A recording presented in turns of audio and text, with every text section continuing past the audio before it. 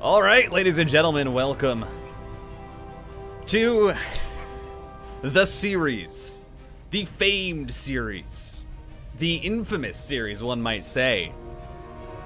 Everyone knows about this one, and here we are today. Welcome. I'm TitanOnFire. I hope you're enjoying your day, afternoon, night, wherever you are. In the top left, it is Trap. And of course, this was played at the Pigsty Festivals in the bottom right from NC Esports. Two players that have a pretty storied career in playing in grand finals and semis. It is Serral. No boy. We're gearing up. We are ready to go. This is going to be very, very exciting. I am so happy to be bringing this series because it is definitely one that has a bit of a reputation that precedes it. Just a little bit, though. Not too much. Just a little bit of a reputation.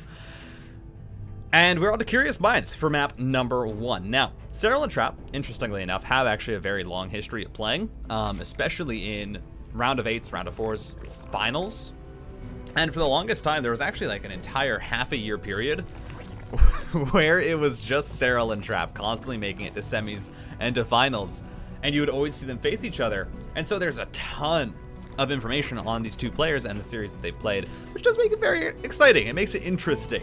It makes this, you know, seem there's a lot more to talk about. There's more storylines, which I'm definitely gonna need for covering this, but we shall see, as we are going to be getting on to game number 1. Curious Minds, as I said, it's a very small map. It's one of these smaller maps in the map pool. It doesn't lend itself very much to the late game. Usually the only matchup that I see go to the late game on this map is TVZ, and that's, I have to think that's just kind of because of the state of the matchup. It will usually go to, you know, 10, 12 minutes in TVC, but sometimes you'll get those games going towards 16, 20 minutes, especially if Maru's playing or one of the Korean Terrans that likes to play a more macro style. Then you definitely, that's one of the few times you do see Curious Minds go a bit longer, but it's very small. Per side of the map, you have about 7 bases, or no, sorry, only 6 bases per side of the map. So it's 12 bases in total on this map. It's very, very small. The rush distance from 3rd to 3rd, I believe is it sub 12 seconds? It might be. I'm trying to remember off the top of my head, and I'm not quite sure. It's nice and eye there on the early scouting link by Trap. Just going to make sure that Serral not getting too much information as to what's going on, and, well, that's pretty good to do, because Trap is putting down a Twilight Council first. Now, in the past, and in interviews and things like Super Tournament, especially recently, Trap has expressed his kind of distaste, or he's kind of feeling frustrated with how few Protoss builds there are that are viable. But even with saying that, he's actually still been mixing it up and still been, you know, making it pretty far into tournaments. And this is one of the builds that Trap has kind of brought back, that he's been really enjoying going for, which is the Resonating Glaives. Very, very old school. For a while, did dominate the meta, especially when Zest was the first player who really kind of started to use it to great effect. And then other Protosses picked it up. And Trap was one of the players who definitely did kind of pick up the Resonating Glaives build and try to really make it work. It never, I don't think it really ever quite fit his style perfectly, but he's been mixing it back in, and I really do like it, especially in a meta that is very much just Stargate opening every single game. Resonating Glaives is great. Now, Serral is just doing his standard stuff that you do to prepare for something like this. Does scout that there's no 3rd on the map, knows that his Overlord hasn't been killed, so there's already a lot of information that Serral is working with here to know that it's not a Stargate opener, and that Trap is going for something a bit aggressive, especially with 4 gates going down. This is going to be 6 gate Glaives, and Serral should know that. Hasn't seen a 3rd. Knows his Overlord is still there, so there's no Stargate opening. You have to expect something. Sees the Adepts, already has the Roach Warren on the way. Serral crossing his T's and dotting his I's right now with this early game, but it's all going to come down to the actual micro. Because, well, 6 gate Glaive Adepts, it's pretty strong. Even if you have a few Roaches out, it is all on how you position your units that really matters, as the first Shade is going to go in, but the Queens are going to be left alone. A good pickup onto the injured Adept. As many of these Adepts as you can keep alive is super important for Trap, as he gets rid of the first Queen. He's going to pull back for another warp, and you now have 6 Roaches coming through for Serral. Mind you, this is all in for Trap. 6 gate, you're not really going to be taking a third off of this. And Serral should recognize that with how many Adepts there already are out. Should recognize the fact, oh, this isn't all in. There we go, the Adepts diving on in. The Queens are getting so low, it just takes 2 shots. I don't think Trap commits. No, he does! Goes into the main. I think that was a misstep. The Lings were already there. Trap could have just canceled it. Got the Queens and kept it to third, but now he's going to lose a lot of Adepts. As the Lings are going to start to clean this up, the Adepts have to shade on out. And now the Roach number is high enough that I don't really see Trap getting any more damage done.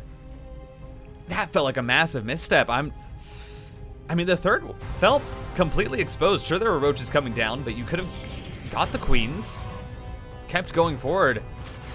The shade to the main just not working out, and now he's gonna have to run away with those group of Adepts on the right side of the map. 2 gases are going down. Immortal production has started. Trap is gonna try and macro his way out of this while still keeping pressure on with the Adepts.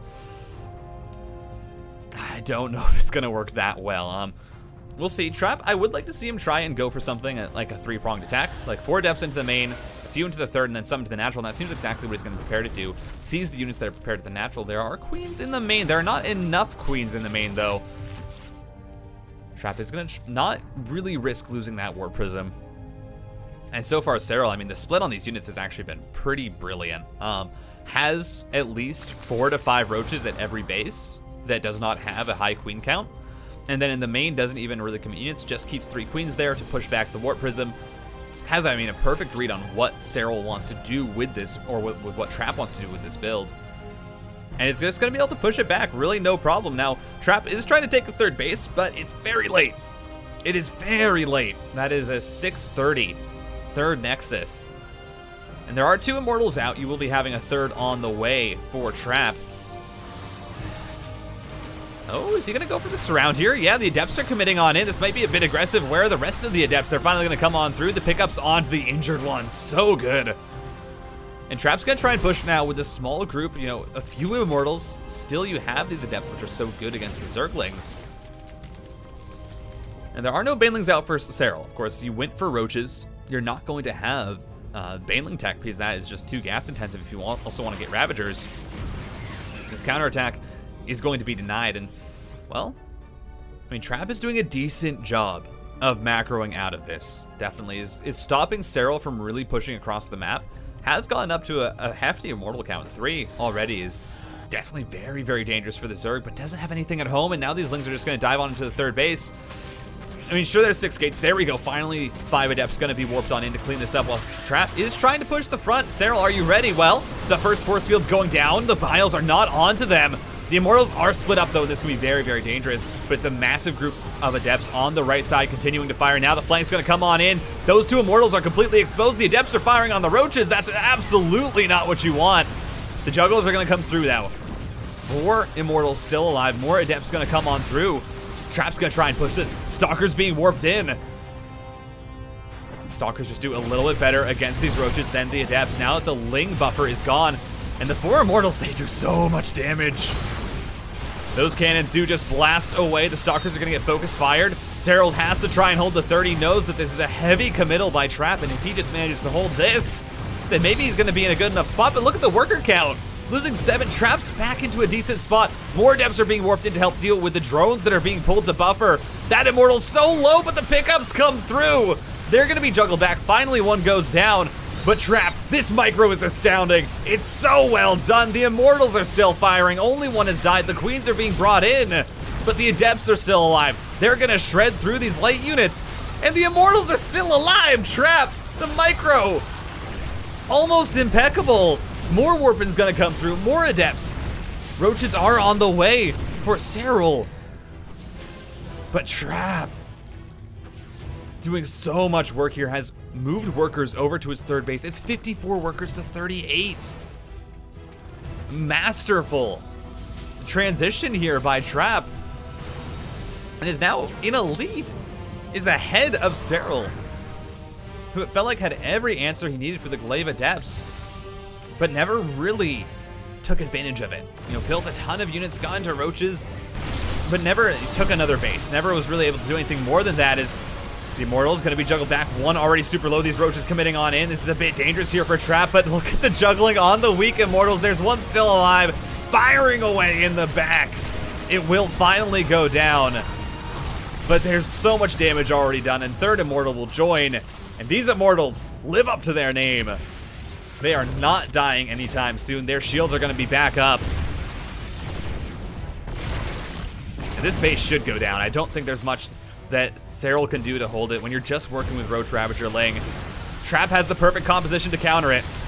Immortal Stalker with, you know, some Adept sprinkled in there. These Roaches are going to try to fight, but the Immortal Cannon's firing away, pounding through the armor of the Roaches. The supply will drop here for Trap, getting a bit low, a bit aggressive, but should just be able to juggle back the Immortals.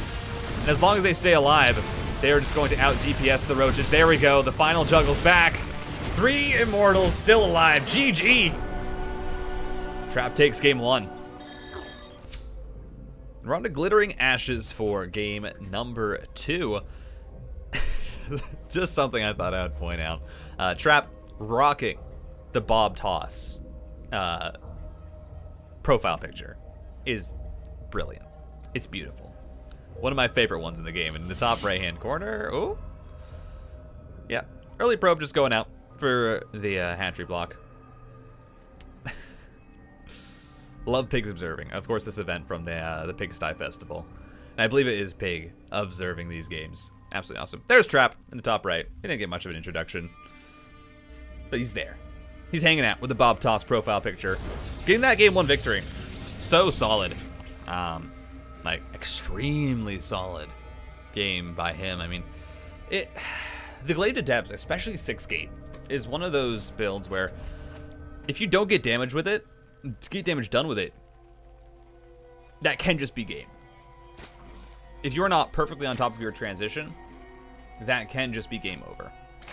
And luckily for Trap, Serral did commit really hard to units, and he needs to do that in case, you know, Trap does just kind of gather all of his units together and attack in one place.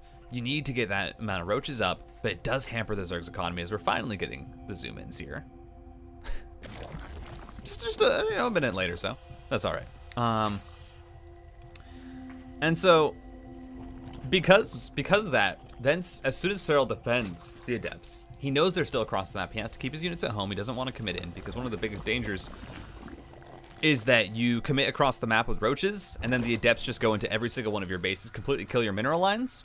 And at home, Trap still has 6 gateways, so he can warp in Stalkers and kind of take advantage of that choke point at the natural ramp to really, you know, hurt the, or to really kill a lot of the army of Serral, and then it becomes a much closer affair than you'd like.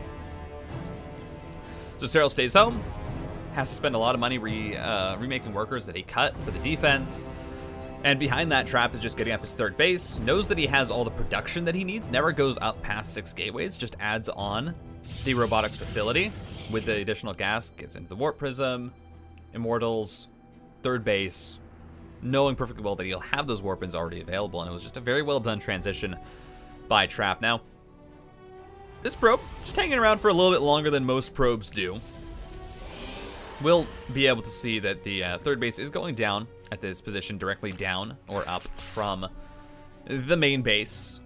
And the expansion pattern on Glittering Ashes is definitely one that I have not been able to study just yet, or really look at, especially in matchups like PvZ, TvC.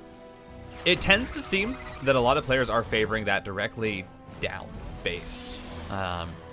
And one of the main reasons why is when you see players take that farther 3rd, like in TVP example, when a Protoss takes that farther 3rd base to the right or the left of the natural, it is actually really easy to push it because the ramps there are slightly wider, and there's a few more attack paths that you can really take advantage of as the opposing player, because the area is just a bit wider open. And so I think you see a lot of players end up taking the closer one. It's easier to get reinforcements there, and the ramps are a bit easier to defend. As you see there, it's actually a double wide ramp for that 3rd base that Trap is kind of hanging around at with these Adepts. Whereas if you take the one that Serral has taken, there's a very thin ramp there, and then the other one as well should be covered with debris. And yeah, it's only 1 ramp wide, so it's a lot easier to defend. You can't really push up these ramps as easily. And you just have Trap poking around, of course, with the 2 Adepts. This is completely standard because he has gone for the Void Ray opening. This game at least opted for that Stargate. It is Void Ray into Oracle, which I believe tends to be the build order when you're planning to at least either go into double Stargate or switch it up into ground tech. Now you see the +1 air weapons coming through, so obviously that does mean the second Stargate's going to come on down here for Trap. And this first Void Ray, I mean, this is a bit aggressive. 1 Void Ray does not beat 2 Queens. That's a bit of hull damage that you don't really want to take onto a Void Ray, especially if you're playing against a player like Serral, who can absolutely pull out a Queen Walk. On Glittering Ashes, that build, though, is just not as good. It's so wide, and the actual walk distance for Queens, even with creep, is far too long to make a convincing Queen Walk happen. Kind of similar to a Romanticide situation where if you're not taking the forward third as the Zerg, that distance that you have to walk is so far, and the third is so well defended that there's just no reason to really go for it, as it's actually going to be a Forge as well on the follow-up. Now, we'll see what Trap's plan with that is, if he does want to get into upgrades, or if it's just going to be for the cannons. Because right now, money-wise, free drones do go down to the Oracle. All of it is being spent on this +1 air weapon attacks and the 2 Void Rays.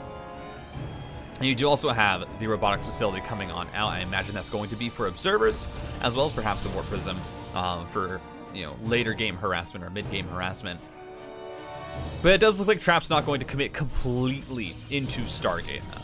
+1 Void Ray is, of course, very, very strong. You can do 2 Stargate Void Ray and still have, you know, ground units and still kind of have a bit more depth and variety to your unit composition. So that absolutely seems to be what Trap is preparing for. As on the side of Serral is getting up that 4th hatchery. Pneumaticized Carapace also on the way for the Speed Overlords. That's good for Dropper Lords if you want to, in the mid-game, drop Banelings instead of rolling them in, if the Protoss has very good SimCity. Or, of course, for your Overseers to get scouting information and to be able to outrun those pesky Void Rays. Fleet Beacon is on the way, though, and a 3rd Stargate. So never mind what I said about unit variety. It is going to be very much a heavier committal to the air army than it will be to the ground, with the Robotics Bay coming down, of course, insinuating that this is going to be Disruptor play out of Trap, and Disruptors have been a very kind of an option for countering the ground army of the Zerg for a while, and of course, in theory, it works very, very well. As Serral does get a full scout, knows that it's a Fleet Beacon and a Stargate, immediately the Hive is started up, and that's a 650 Hive. That is so fast, as the Spire is also on the way. Serral is just using this time that Trap is giving him to leapfrog his economy and his tech as far as he can forward until he's comfortable enough to try and get out on the map and start to pressure the Protoss, or even just take it straight to the late game, because it is triple carrier production. You're also going to be having Void Ray speed on the way as, oh, Oracle goes down. Is a bit sloppy. Usually you want to try and keep that alive, but Disruptor's also on the way. And so it is going to be kind of this army composition from the Protoss that pretty much the goal is, even if the Zerg gets up a lot of spellcasters, gets up a lot of units to try and counter the air army, the Disruptor actually does very good against them. The Infestor, as we've seen being produced, very, very good against carriers with the Microbial Shroud, with the Fungal Growth, even with sometimes Neural Parasite. But Disruptors do one-shot them. So the Disruptor does kind of counter that unit. If Serral's control is not on point, it's very easy for Trap to land a good Disruptor hit, and then for suddenly Serral to be in a world of trouble, as you are seeing a run by here with the Lings, but the SimCity just very, very solid, and Trap is actually looking for a bit of a push here. Has 3 carriers already out, has the Interceptors building, wants to try and pressure across the map and get some damage done, which absolutely can. Vipers aren't out yet.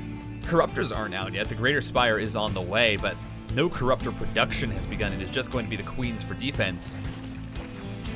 And Trap doesn't really want to commit on into that. +2 air weapons on the way, +1 ground. Attack started as 4 more gateways go down. So now Trap is going to start to get some variety into this unit composition, adding in potentially, I would imagine, charge lots, and maybe even getting into High Templar for the Storms, of course. But other than that, it is just going to be, I mean, a pretty straight-up game so far. This is very much just both these players embracing that this game naturally is going to go to the late game on Glittering Ashes. This map just lends itself to very, very long games because of how wide it is because that you have so many bases on the high ground that it's hard to push. You know, the only pushing paths that you have that are high ground to high ground are actually on, you kind of at the 12 and 6 o'clock positions, or you have that high ground that connects, you know, either side of the map. That's the only spot where it's going to be even fights if you're not in the middle of the map, which does just make it hard to push. It just really makes it difficult. Now, Serral is already getting into Broodlords, and the Flyer Carapace is actually his first upgrade of choice, so he's not going into Flyer attacks. First is just getting the Carapace upgrade, and that's honestly a pretty good idea, because mind you, as Air Toss, you don't really get the ship plating upgrade, and so those Corruptors, they're still going to do a good amount of damage against massive units, even at +0 attack, because you're going to have no armor on the carriers or on the Void Rays. My one worry here for Serral is that Trap is very much largely undisturbed, and when it comes to just straight up macro and both players sitting back, I can't help but to feel that the Protoss army does just naturally get stronger when you're allowed to build whatever you want. You're already seeing Trap, you know, approaching maxed out with a larger bank. Serral is still trying to get into his Broodlords, and while adding on Roaches and a few Banelings here to clear up the ground army, it's not as convincing of a force as you do have Trap also looking for that Archon drop at the same time, and it's going to go straight on into the main base. Just flies by the Spore Crawler, says hello, asks how its mother is doing, and then drops on into the main, and we're going to see the Zealot Warpins come on through as well. And a Zealot run by even into the 5th base as Trap is making his way towards the center of the map. There's going to be a lot of worker kills. Trap, a really good move here. Does lose one of the Archons, but 9 probes, or 9 drones already go down.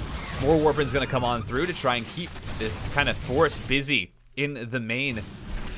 And the air army of Trap right now looks really scary. Sure, there's a lot of Queens, and of course Queens, great unit. Wonderful unit. Very tanky, are very, very good for keeping these units alive, but the Corruptor count, especially right now, it's only sitting at 6. That's to 8 Void Rays and 3 carriers. I feel like Trap could push this as, oh my, is that great? No, the Greater Spire's gonna go down. That's +2 Flyer Carapace, that's massive. Oh, Trap trying to push here with the Void Rays. I don't know if that's the right call. He's gonna lose quite a few. And again, Trap just playing this very, very slow. I felt like there was an opportunity for him to push with the Void Rays and the carriers all together, but did not want to try and pull that trigger. Instead, just going to continue to play around these Zealot run-bys with the +1 Zealots. But you now have a good enough Queen and Roach count that that's going to be a bit harder to do. As the Ultras Cavern comes on the way, and this has been a response that Serral has actually done quite a bit against Air Toss, which is getting to Ultras. And it may seem a bit strange at first, but the main reason why is because when you're getting into Psionic Storm, when the Protoss player is, you know, carriers, Psionic Storm, Void Rays, the main danger is, of course, that Psi Storm for your Corruptors. It does so much damage, it weakens up the Corruptors, it doesn't care about armor. The Ultras actually do a very good job of cleaning up. In massive, you know, massive engagements, the Ultras do a great job of actually cleaning up the line of artillery there from Serral to make sure that there are going to be no more Warp Prism drops. But the Ultras do a great job of cleaning up the High Templar, and also because they're so healthy, and also it's actually Ultra Ling Bane is a great composition for making counterattacks because it is much faster than the Air Toss is going to be, and it cleans up static defense very, very well. The Ultras are so tanky that really cannons don't do that well against them. And so what you'll see Serral start to do is when he knows the army is pushing onto the map for Trap, who now has his mothership available, you will start to see Serral kind of mirror that with Ling Bane, with Ultras. They're going to be going around the map. They're going to be clearing up static defense, and they're really going to be trying to just be a nuisance. Serral's actually already set up a Spore Crawler Forest, has gone up to 11. Oh, that could have been massive. Those Broodlords stepped a little bit out of the comfort zone. But it is up to 11 Corruptors, which is a much better count. Still, not as many as you'd probably like, especially with the feedbacks.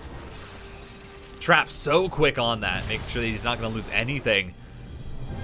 But yeah, the Spore Crawler Forest has already been established by Serral, is currently sitting at 6 bases, which is, I mean, matched by the Protoss. Trap also on 6 bases, and actually ahead in workers even.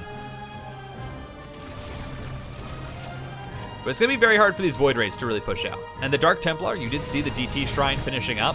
Also going to have a very hard time really pushing across the map in any position, just because of how many spores there are going to be. As Serral is going to be trying to clean up and cancel this 7th base attempt here from Trap, but the Mothership just comes on over, and turns out having your buildings be cloaked is very useful. Invisible cannons, kind of a good unit.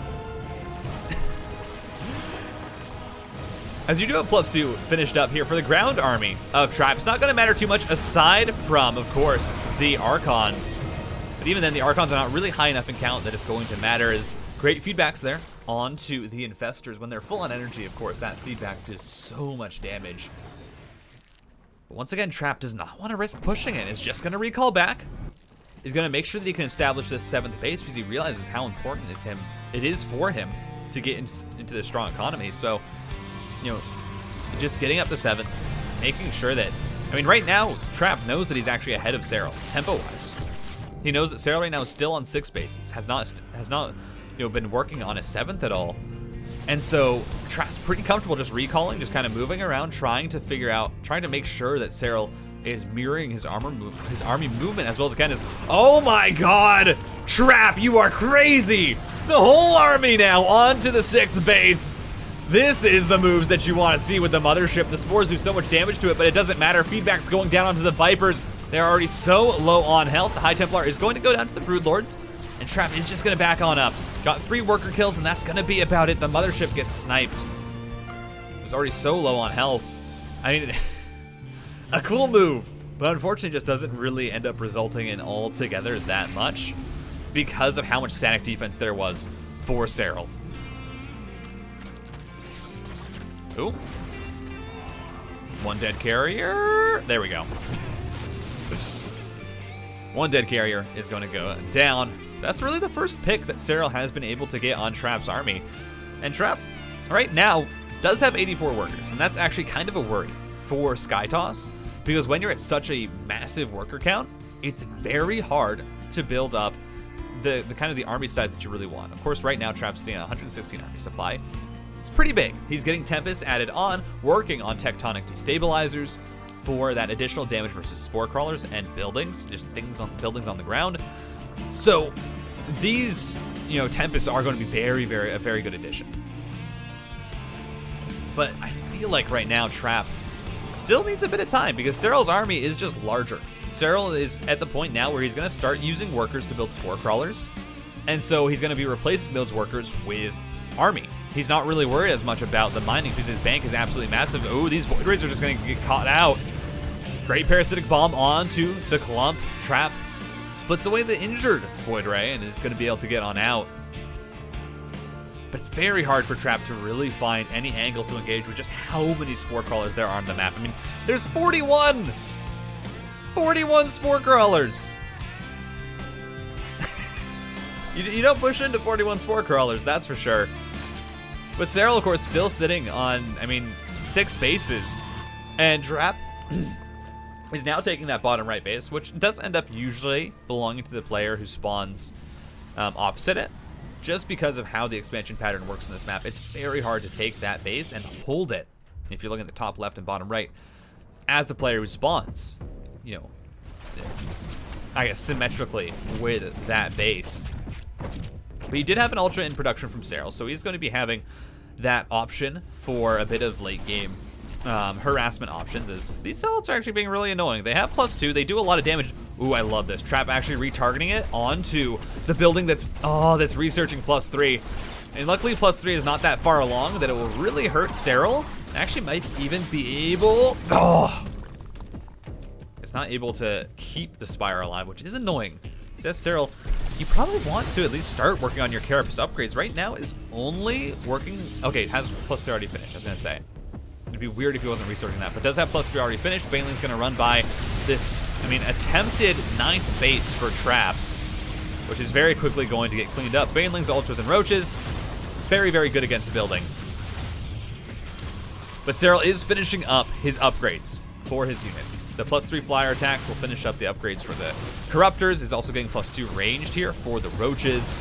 Already has his attack upgrades for his Lings and the Carapace for the Ultras too. So Serral is really just kind of finishing up all his upgrades. Ooh, Void Rays. They get caught on out. Not really much they can do. They're not high enough in number. The Trap can really do much with it. Trap as well has started work on his shield upgrades, which of course are done in the forges. Oh, whoa, those disruptor hits! Oh, Trap committing on into the fight. That is absolutely massive. Storm does go down. Of course, the transfusions are very, very good. I mean, Trap committing because he knows that the Corruptors are across the map. Now the Tempests are a bit exposed. You have to be so careful with the Tempest. The yoink onto the Mothership. That's the second one to have died this game, and Trap has taken a bit of a bad trade towards the end there. Loses the Tempest, loses the Mothership. Is not trading efficiently here on the right side of the map, just because, again, Banelings and Ultralists are very, very good against buildings. And so these bases aren't going to get cleaned up. They are still going to be alive. And will force Trap to kind of just respond there. And Trap's Remax option is going to be more Void Rays and Tempests, not choosing to add on any more carriers. He's sitting at 5, which is a very, very healthy number. 6, I think, is usually the magic number for carriers, where they become kind of really snowbally with just how many interceptors they have. But Trap is going to be sitting at 5. More Infestors on the way for Serral, who's working on Neural Parasite. That is a very, very exciting upgrade. Because if you want, I mean, you can do some fancy stuff with it. I've seen Neural Parasites onto High Templar to feed back the other High Templar. I've seen it. It has happened. And I absolutely believe that Serral has the micro to do that. But Trap is finally going to start on his +3 ship plating, which is a really big upgrade that he was missing actually for a little while there. Just did not have it available, or did not have it started, despite having +3 shields, despite having +3 attack. So we'll be starting on that, alongside the ground weapons, of course, and Trap is still just trying to mirror movement. Now, Serral has been actually extremely efficient this game. If you're looking at resources lost, it's even, which is really actually bad for the Protoss, because usually they should be trading more efficiently than the Zerg. But Serral so quickly got up into this extremely cost-effective composition of the Broodlord Corruptor Viper, you know, Infestor, with these high efficiency units and spellcasters, that Trap really kind of forwent the part of the game where you are going to start trading efficiently as the Protoss, and went straight to the late game. And that's where Serral it feels like it kind of has the advantage, to be honest. He's been trading so well so far this game. Looking at the banks, it's a 10k gas bank. Serral is not limited by how many minerals he has, because Serral has the US Federal Reserve of gas. But that's probably not a really good comparison.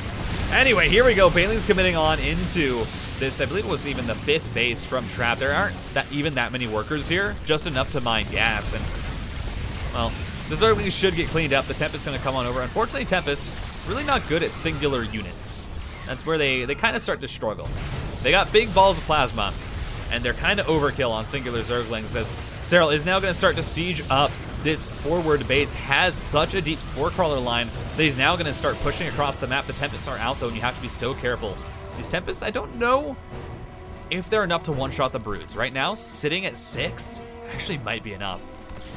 If you step a bit too far forward, you can absolutely get punished as, oh, the Mothership, oh, it goes down. The Time Warp was almost able to allow Trap to trade that out, but didn't go down fast enough. And again, Trap just taking worse and worse trades, as Serral, well, he has no problem rebuilding.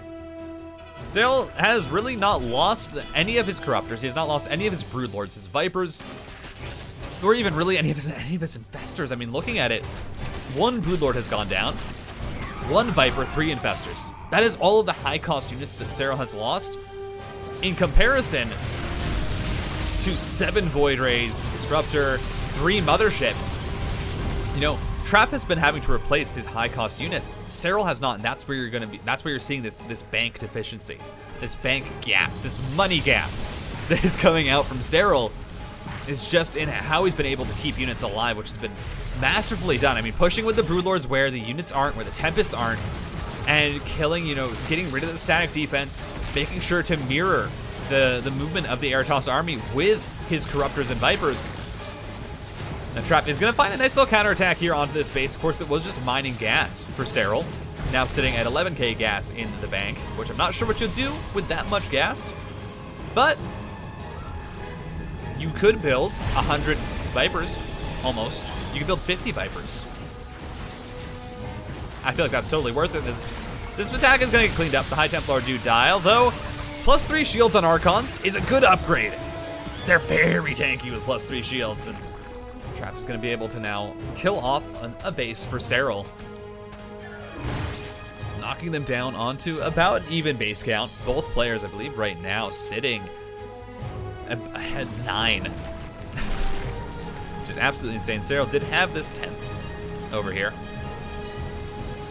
Oh, sorry, 8. 8 bases for both of them now. Not quite 9. That was the 9th from Serral. But it just goes to show, Glittering Ashes, it's a big map. You have 9 bases per side. 9. And so it's a... You get into these situations where every player has just so much money. Revelations are going to go down. Yoink onto the Observer. Or it's not the Observer, but the Oracle. And no more Revelations for Trap. So it's going to try and push out here with these Tempests. And again, Tempests, they are able to one-shot the Broodlords with 6 of them. One does manage to go down. Gets caught by a Fungal. And more High Templar are going to be warped on in. Both these players building up incredibly large resource banks. As DTs, Archons will be the answer, of course, to these run-bys from Serral. And again, the Archons, they have +3 armor, they have +3 shields. They are just so tanky. It's very hard as the Zerg to kill those Archons, especially with shield batteries and the overcharge going down. And now, once again, Trap, he's going to try and push this base to the top left, but as soon as he does, Serral goes in with the Broodlords, and he's going to start to clean up the static defense. Corruptor's taking a bit of damage in these Infestors, of course, having to stick by the Broodlords. If you don't have the Infestors with the Broods can just get collapsed on, and you don't have the Fungals, you don't have the Neural Parasite to really help the Brood survive. So those Infestors, at least a few of them, are stuck with the Broodlords. And you actually see Serral, as soon as he realizes that the cannons are down, is going to be pushing on in here with these Lings, and the Ultras pulls back with the Broods, doesn't want to commit any further with them, because he doesn't have that Spore Crawler Forest to support them that he can retreat back to. As Serral's getting +3 ranged weapons, of course, just for the heck of it. You know, hey, I got money. Why not? It's like building a spaceship. You know, if you got the money to, just do it for the heck of it. As this 3 Archon counterattack, again, cleans up a lot of Lings. It's just annoying for Serral to deal with. The Archons will eventually go down. +3 and +3 Ultras do quite a lot of damage. Even to the tanky Archons. Oh, it gets out. Someone edit that with the Benny Hill theme, because that was a glorious chase scene. But Trap is going to start to clean up the Spore Forest. Again, has quite a heavy Tempest count. Sitting at 4, quite a few have been eliminated since he was sitting at 6. And the actual kind of remax options for Trap have been ground units, surprisingly. They've been Disruptors. It's been High Templar. He hasn't really been building a stronger Air Force. And it's just been, you know, building DTs to help for counterattacks, the Archons for run-bys, which is never something I thought I would say, is that Archons go for a run-by, but that's what's been happening. It's the Big Daddy Archons just kind of waltzing their way on in and trying to kill a hatchery. DTs will attempt the defense. They'll have to morph on into the Archons as they realize the Banelings are going to roll through, and they will be killed. And again, Serral just with this Lingbane Ultra, using it to kind of be his counterattack option. And now these Void Rays are just going to go down. That's really big Trap. You just really can't push out with the Void Rays on their own.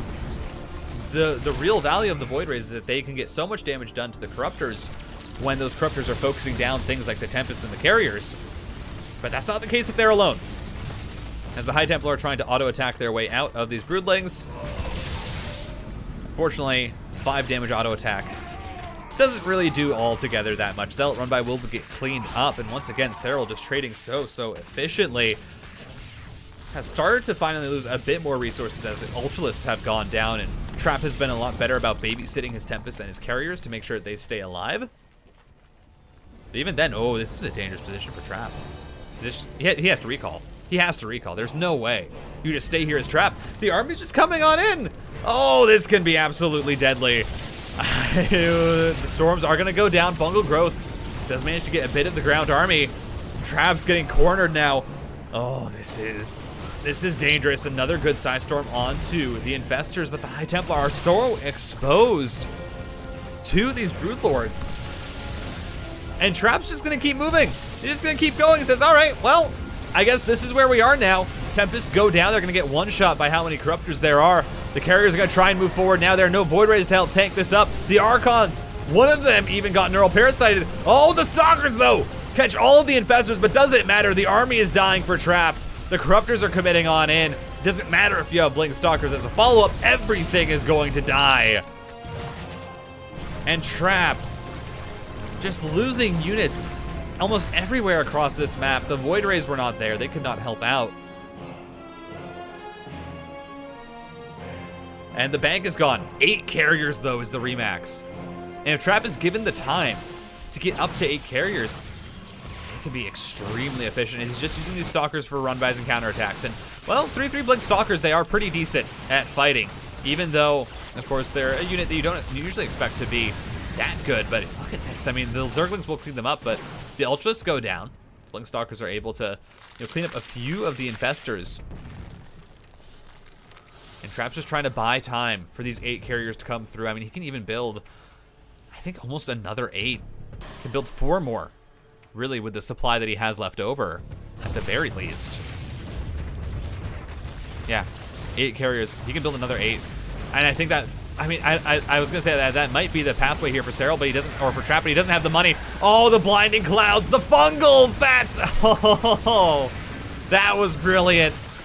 Trap tries to commit on into the Broodlords, but even if those Broodlords had gone down, I don't know if it really matters because there's so much money in the bank for Serral. He could absolutely just remake 6 Broodlords, 10 Broodlords, no problem for Serral.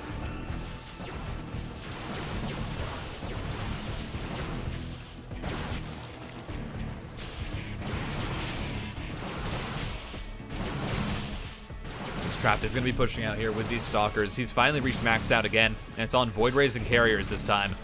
Which does mean that, the supply that Serral has tied up in these Ultras is no longer going to be as useful. But the thing is, I mean, Serral, he does just have more supply available because he's only sitting at 36 workers. As soon as Serral got his bank going, you don't need as many workers to keep it up. You don't actually want to mine out as quickly. And so he's just had a very, very low worker count, mining out the gas, mining out the minerals. And that's meant that he's had a larger army. Trap's finally going to catch up, though. Losing those workers to the Banelings, he'll finally have an army of comparable size to that of Serral's. And the quality is a bit better. Carriers and Void Rays, of course, much better at fighting those Corruptors than the heavy Tempest count that Trap had. As these Banelings going to try and commit on in, but the recall's going to come through. The entirety of Trap's army being brought to defend this base, and he absolutely needs it. If you lose that base, if you lose those mining minerals and gas, there's not going to be a bank that Trap can remake from. He's not going to be able to build up that mineral and gas bank again. He's just going to lose everything. But, I mean, even at this stage of the game, it's nearing a point where if Trap loses everything, that's it. That's a massive fungal growth from Serral. The Carriers, though, focus fire onto the Queens. They're going to start to go down Microbial Shroud to save those 3 that were left. And despite, the huge fungal growth, Serral not committing into it.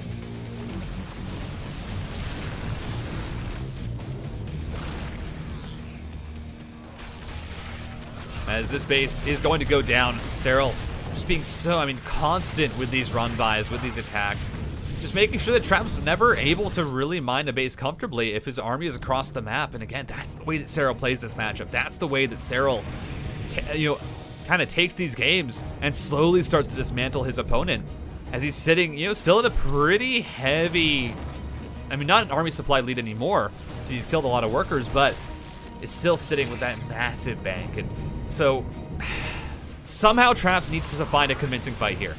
He needs to find a fight that he's going to win completely and utterly to try and win this game. And that's just about the only way. His feedbacks are going to go down. And that's a good way to start off. If you can get the energy off of these units, if these High Templar can feedback enough units, suddenly the utility that Serral has is not going to be as useful. There's not going to be as much of it there. And that can really start to turn the tide of this fight as Trap's going to try and commit on in. The mothership, though, gets yoinked. It's not pulling back, but the time warp goes down and it's still alive. The mothership survives. For once ever, the mothership survives and Trap's just committing onto the army. There aren't enough corruptors. The broodlords are going to start to go down. I mean, the fungals were good and the void rays are going to start to fall, but doesn't matter. There's no more spellcasters to support this army. It's 22 corruptors on the remax here for Serral. That's using up all of his larvae. He doesn't have any more larvae left. All the queens are dead. Trap. Oh, has he found enough damage? I mean, he still has so much left over. You're looking at 11 void rays, 9 carriers. And you have the High Templar as well when you're looking at this remax of just corruptors. Oh, it feels like Serral might have misstepped. Trap found the move. Trap just needs to be careful not to have his army split up too much. If the corruptors are able to commit on into one unit in particular and one group of units, that's where this can start to go awry. But even then, just so many corruptors getting picked off as they're rallying through. The Ultras are now going to come through to try and help clean up this ground army, but there's so many Archons. Serral's bank, it is no longer a factor because Trap has the Golden Armada, 182 supply of Protoss, looking to chase down the Zerg off of Glittering Ashes. I mean, Trap, it was a beautiful game from both players, but has the killer instinct. Finds that killing blow, the hemorrhage to the head of the Zerg. As Time Warp goes down, the Corruptors trying to escape. Prismatic Alignment not able. Slows down the Void Rays a bit too much, but look at the supply. There is no more larva for Serral. The last of it is being put into 9 Corruptors to try and help defend. Ooh, those Ultras, so tanky. Will not entirely go down. But Trap sitting in a 20 supply lead now.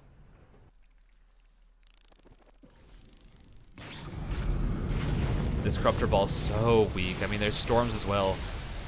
Serral, I mean, he's trying to play around these picks. He knows that Trap doesn't have a bank. He knows that Trap doesn't have any more mining. But does it matter when Trap just has such a large army? I don't know if it does.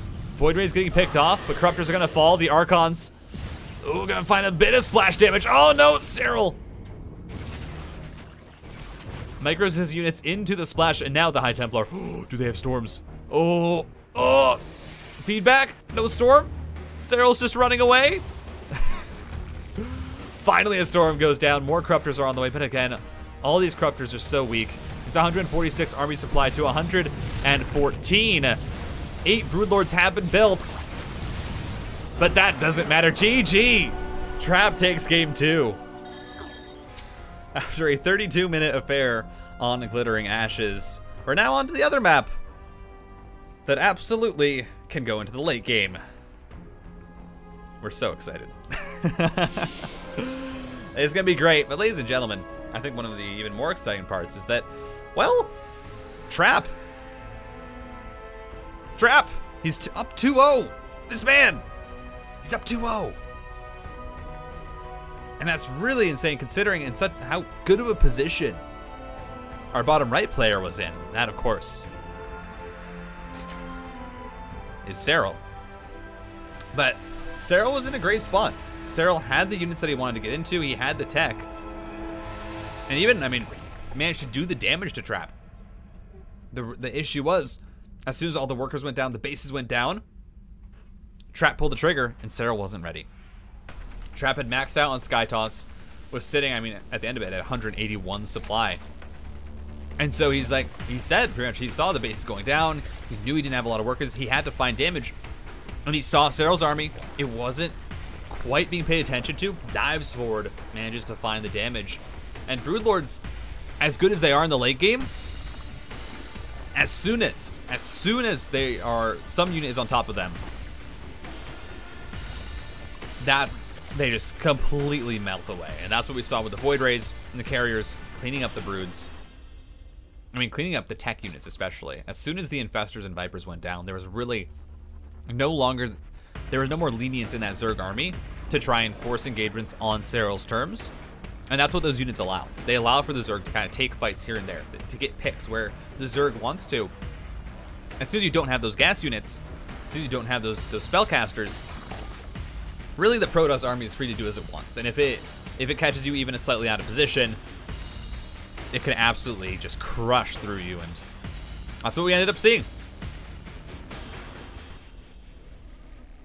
Now, Blackburn as a map is definitely an interesting one because there have been games on Blackburn that you see, especially in GSL and in like EPT Cups, games on Blackburn, they can take, you know, upwards of maybe 20 minutes on the real long end. But they usually end quite fast. Now, the last few times I've seen Serral play on this map, almost every time it has gone to the Supreme late game. 30 plus minutes. I'm thinking of, I mean, of course, the game that he played versus Maru in King of Battles in those finals was, of course, kind of an outlier from that, just because that was Maru defending impeccably and playing possibly the greatest game of StarCraft that he's ever played. Just in terms of holding on and the resilience. But a lot of times Serral actually does like to go late game on this map. And especially, it seems like Zergs especially kind of do favor going late. Just because it's not really a high base count map. Easy to take bases, there's 6 on each side, so the exact same size as something like Curious Minds. But then you also have the 2 bases to the 12 and 6 o'clock that are extremely hard to take and contested. And those are bases that usually, when it gets to the Supreme late game, the other races are going to need. The Zerg will be able to take one of those bases and defend it, and usually that's the top side base. Usually Zerg will be able to get the top side base and start mining from it. And so the Protoss, Terran, you know, whatever race they're playing against will need to try and take the 6 o'clock base. And that's where the Zerg has a kind of a bit of room to maneuver around on this map when it comes to the late game.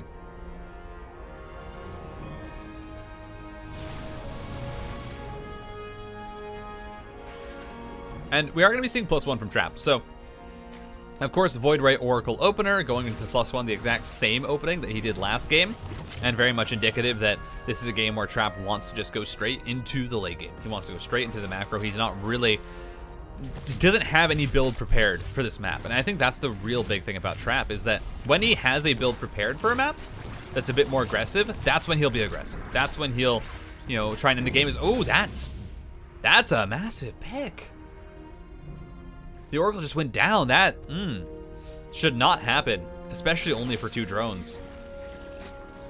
But Trap, when he has a specific build order, such as the Adept Glaives build for a map, he will use it. But if he does not have, you know, a very specific aggressive build that uses gateway units or something like that, usually Trap will just immediately go into +1 Void Rays and into the Stargate tech. He's comfortable with it. It's the unit composition that he's had the most practice with, it seems like, especially recently. And so that's just what he'll do. And unfortunately, it does make it very, very predictable for him. And so Serral, even with limited scouting information, should see, of course, the timing on the 3rd, should see the Void Rays and know, okay, this is the exact same build that he did last game. Now, it's actually a good pick off from Trap. Gets the Creep Tumors that were morphing. There's a decent Queen count already sitting at 6, but even then, that is just annoying for the Zerg to deal with. Losing those morphing Creep Tumors, it delays the creep spread, especially. And on a map like Blackburn, that creep spread is very important, especially when you're looking at the top side of the map. Once you start to get creep spread up into the top side of the map, you can of course take that 12 o'clock base. You can build a spore crawler forest there, and you can really it gives you that lenience to push and to take these contested bases. Meanwhile, on the bottom side of the map, you're really not going to get a lot of creep spread. Once you get past the speed inhibitor zones, that's where it kind of stops, because it's very easy for the Protoss to clean it up there. It's hard to push that location. And so that's why you see Zergs just expand upwards on this map, because you can, without really any problem. You can get the gold base as your 4th. You can just expand completely up the map as the Zerg with no real repercussions. As we do have these Void Rays being a bit aggressive here, trying to see what they can get done. The Queens will just come up, push it away, and really no issues there. But you do have Trap behind this, actually not adding on the second or the third Stargate. So the biggest difference here is actually it's 7 gate. Oh, okay. 7 gateways? And a second robotics facility. All right, Trap. This is what you want to see, is the mix-ups. Is changing up the builder, and that's exactly what he's done. 7 gateways on the way, charge +1. Templar Archives, double robotics facility, and a robotics support bay. I mean, it's going to be interesting. Serral, though, should be able to scout it out. Does have an Overseer that's pushing into the natural. That is looking to try and kind of just get a beat on what's going on, as the Spire and the Hive have started at a very similar time as they did the last game. But Serral pushes in, sees no third Stargate, sees no Fleet Beacon. And so Serral should know, oh, wait a second, this is a ground transition.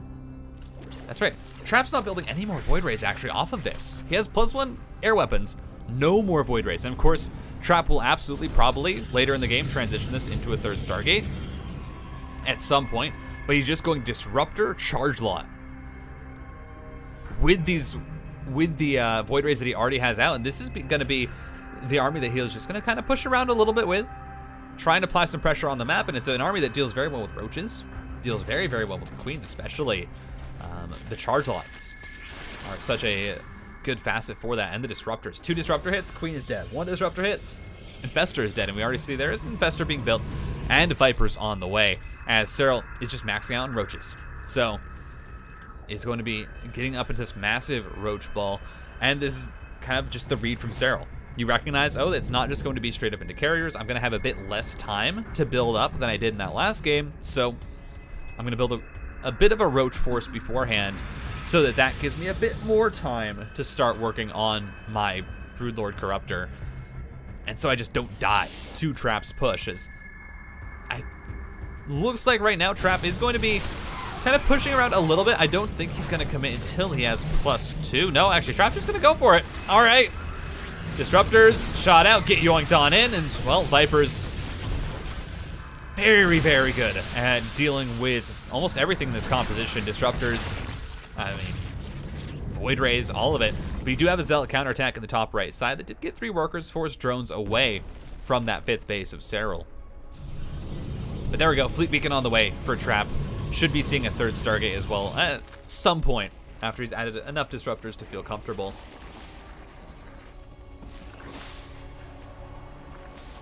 And it's a bit hard for Trap to push. You know, sitting at 3 bases, the 4th has only now just been established. It is a bit hard for the Zerg or for the Protoss to really convincingly push any location. We are going to be seeing Trap setting up for a double-pronged attack, though. Has the Warp Prism with Zelts going on to the main, can of course warp into that, and then has this army at the front. The real worry is just that you have the Vipers, and oh, the Warp Prism goes down to Spores. Oh, that hurts. That actually really hurts for Trap, because you want to try and set up this kind of 2-pronged attack to pull Serral apart, but it just does not work now, and this Zealot run by is going to get completely cleaned up.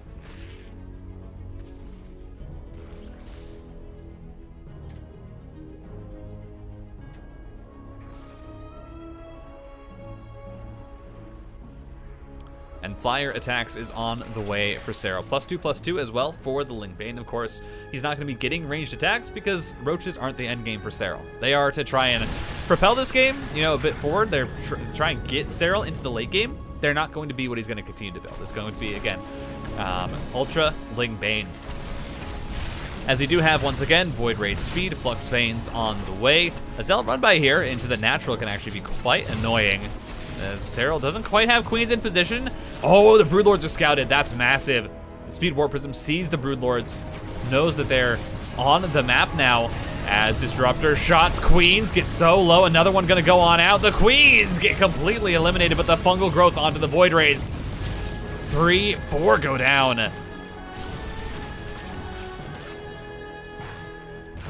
The Spire is killed, though. Is that the Spire? No.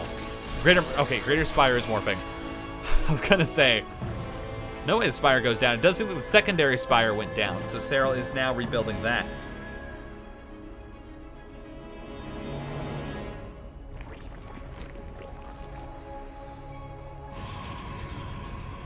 And of course, getting now up into that Corruptor Ball to help deal with the late game Protoss army, which is starting to be built up. I don't think Trap has actually added on a third. Okay, has added on a third Stargate. But at the same time, is working on Storm and Blink. So Trap is not really even committing to carriers just yet. Is still leaving that late game Stargate tech open for what he's going to go. Can try and go into the Tempest again. I like the Tempest in game 1. They're obviously very good. That's another Warp Prism kill. That's annoying for Trap. But you can go into the Tempest again, and the Tempests were a good answer, and they were good in theory. The issue is with Tempests, they really need room to push. You know, they need to have maps where you can push with them while also being close to static defense, and they have to be protected so carefully, because if they're not, they're just going to get yoinked by a Viper, and they are just going to die because they are very weak. They are frail. And,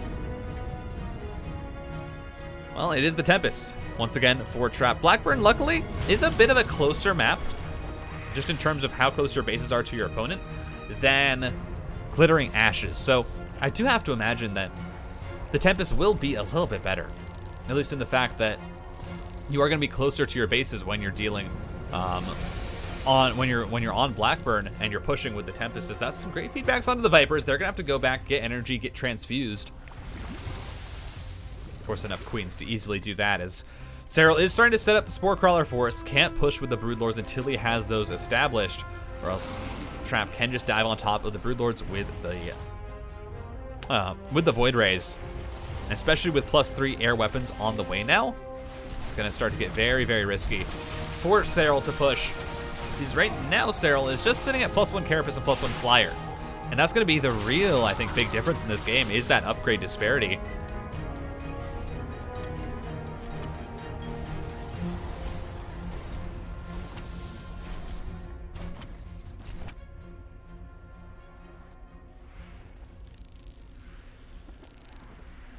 Kindness Plating also on the way for the Ultralisk. Trap is going to attempt to take the 7th base at the bottom 6 o'clock position. So we already have the first kind of major split this game, which is Trap already on 6 bases, looking to get that 7th. It will be counterattacked here by a large group of, I believe, Roaches.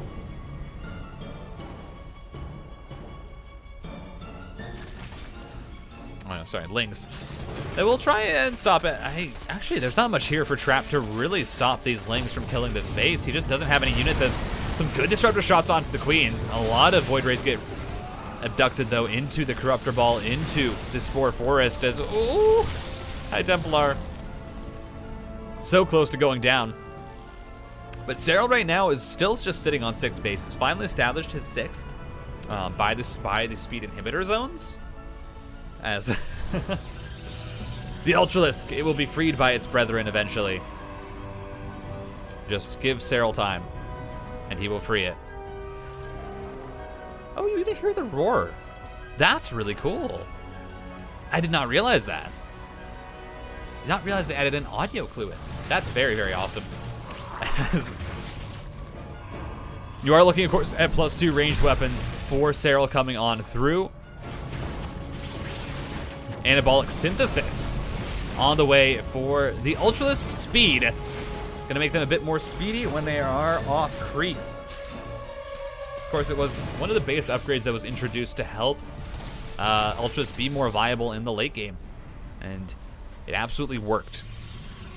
As it's gonna be continued infestor production, and I love this. Oh, this is what Trap needed in the last game. This is so good. So Trap knows that Blackburn is a very small map horizontally, where you are, expanding towards your opponent, as these Banelings do just get a lot of damage done, but cans are still alive. Void Rays should be able to come on over.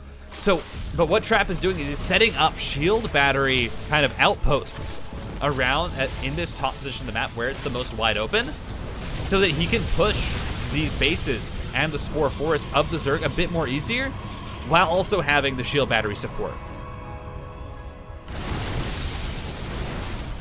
And And I really like it. This is a really cool move, and this is something that I feel like Trap should have done in the last game. Now, this outpost is going to get cleaned up because his army was brought all the way to the bottom side of the map, but now he's going to use that to try and push towards the bottom side. The Broodlords and Corruptors already in position, though.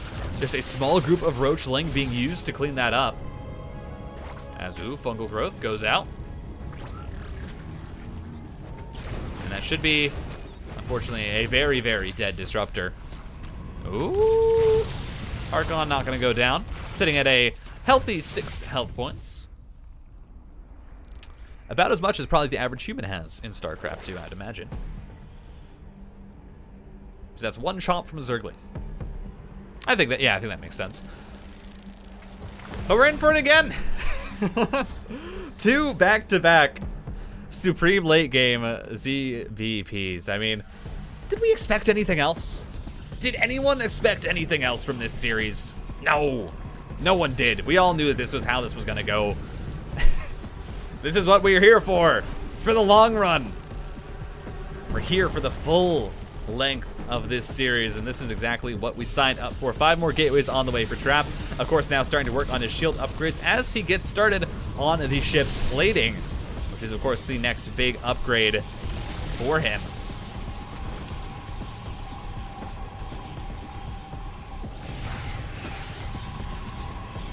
The static defense at this 6 base should be able to hold decently well.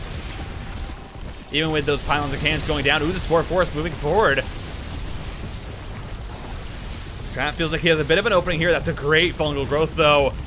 Oh, another one onto the High Templar. They're all going to go down. They don't even storm or try to morph. And Trap just loses the High Templar.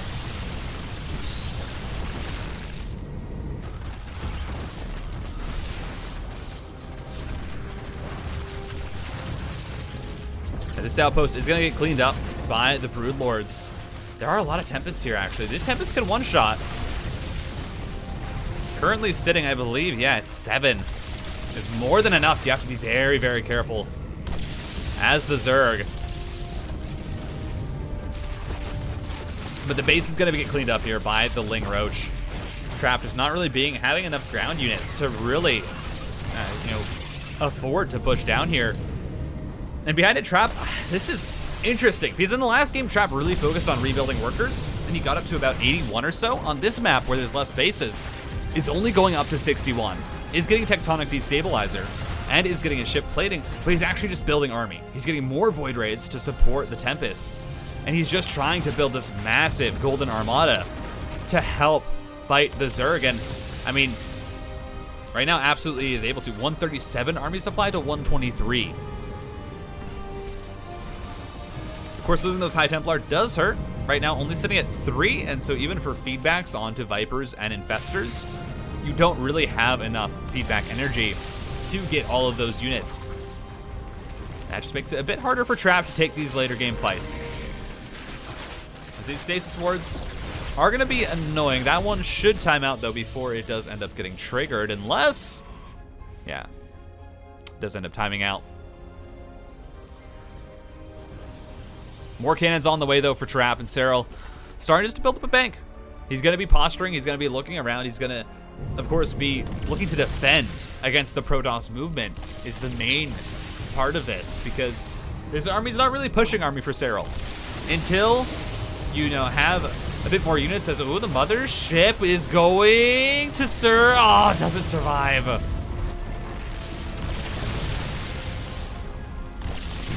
So close.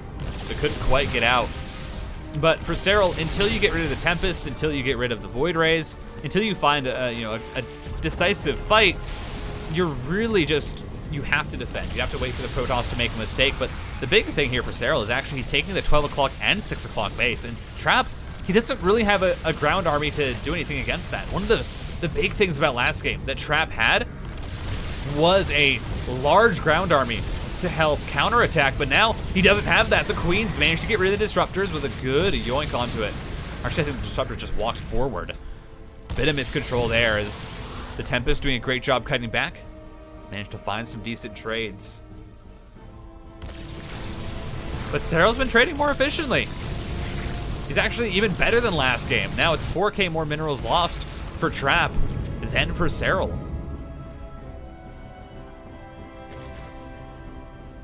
And it's all to do with those Vipers just being used so well.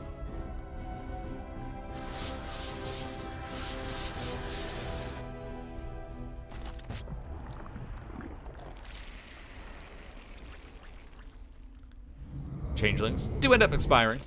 I find the Changeling death animation is really cool for like the Zealots and the Marines. Really cool. It's a really awesome one is, oh no, the Changelings got caught. The Protoss knows that they are in fact false Zealots who do not believe in ire. As the 6 o'clock base is gonna go down again. The big thing about this map is it's so hard to hold both of those middle bases at the same time. But Serral's gonna start to push. Trap's army moves down to the bottom, so Serral says, okay, I can start to try and push this gold base. The Tempests, of course, do put a bit of a wrinkle into that plan. Gross.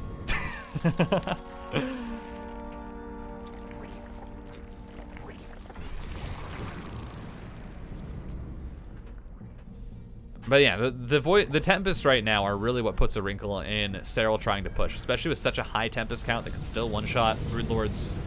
They can one-shot Infestors and Corruptors. It makes it so hard to really push as the Zerg at all. And Trap has been doing a better job this game of keeping his Oracles alive, so he's had constant Revelations, which are very, very important for these Tempests being able to push. They're going to start to one-shot down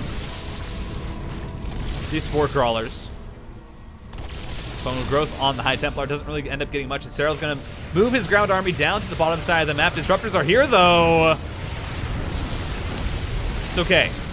Ultralists are speedy boys. They may weigh as much as a cargo freight. Is that what they're called? Yeah, a cargo ship. They may weigh as much as a cargo ship, but they are definitely speedy boys. A freight ship, that's what I was thinking of. I mixed them both up. Cargo freight, yes, that's a word. But they're definitely very, very quick. As the Tempests are gonna continue to push here. Ooh. Oh, that Fungal gets all the Tempests. Where's the Corruptors? They're just not here, but the High Templar are gonna get taken out. Another Fungal gonna go on down. The Void Rays. Oh, the Void Rays protect the Tempests. Trap. No, the Tempests are gonna get focused down. The Void Rays were not there. They're finally gonna come on board, and this is where the trades start to go so efficiently for Trap.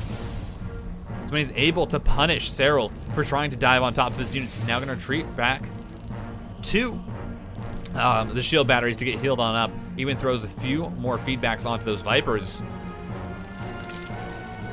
And finally, Trap takes a decent fight there. Still is taking the losing part of these resources lost. But once again, gonna be able to cancel this 6 o'clock base.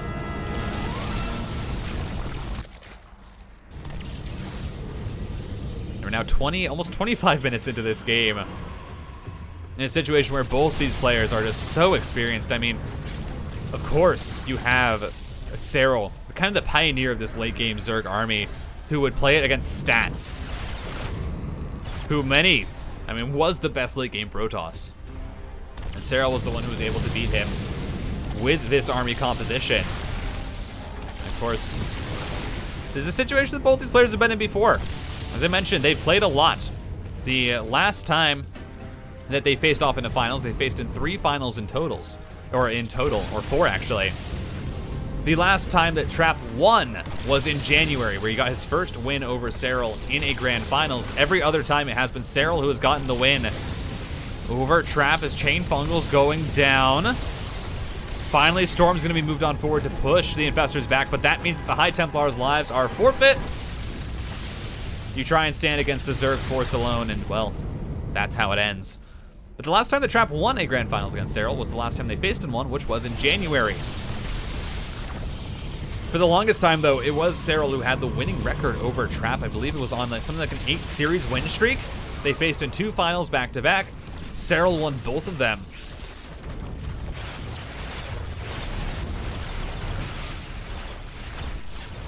But this is the semifinals, of course. Serral does still have the winning the winning record in this matchup, but Trap, he's the one who's up 2-0. He's the one who can try and, bring this to a 3-0 to get on to match point. Ooh, Void Rays, have to be careful. You have a lot of them. You don't have enough to fight the Corruptors. especially with the Tempest here. What just happened?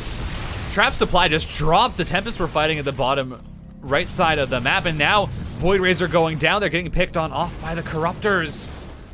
Trap supply just suddenly drops, but here we go. It's the Carrier Remax, exactly what he did in the last game. As soon as he starts losing units, oh, diving onto the Corruptors, the Void Rays.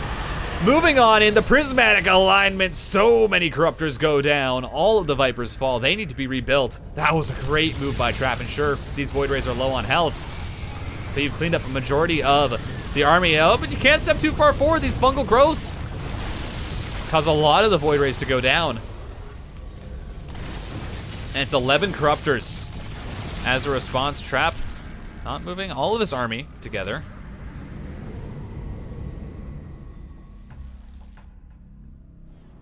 And is setting up a little bastion there at the bottom side. He's going to try and clean up this 12 o'clock base. Should be able to without too much trouble. 7 carriers are about to pop on out. Trap can even build more after that. Sitting at 8 Stargates. Yeah, more carriers on the way. Additional Void Rays and Tempest plus 3 ship weapons now is going to be on the map as the carriers show themselves. The carrier has arrived. And now Trap's army looks so much more deadly. 172 supply of Protoss, of just the Golden Armada. How do you fight this as the Zerg? I don't know. It is Tempest, it is carriers, Void Rays, and the Mothership. 3 High Templar to support. This is an absolutely monstrous army from Trap, who's using Dark Templar to counterattack. They will get cleaned up before managing to kill the base. But Serral, I mean, what does he have to contest this is the real question. It's 18. Now 25 Corruptors as more pop out and finish the max out for Serral versus 15 Void Rays, 9 carriers, 7 Tempests. But the real story is in the 7 Infestors and 4 Vipers, who all should have full energy at this point, or near full energy. 1 Fungal Growth gonna go down, catches a few carriers. Feedback's gonna go down, Storm should go out.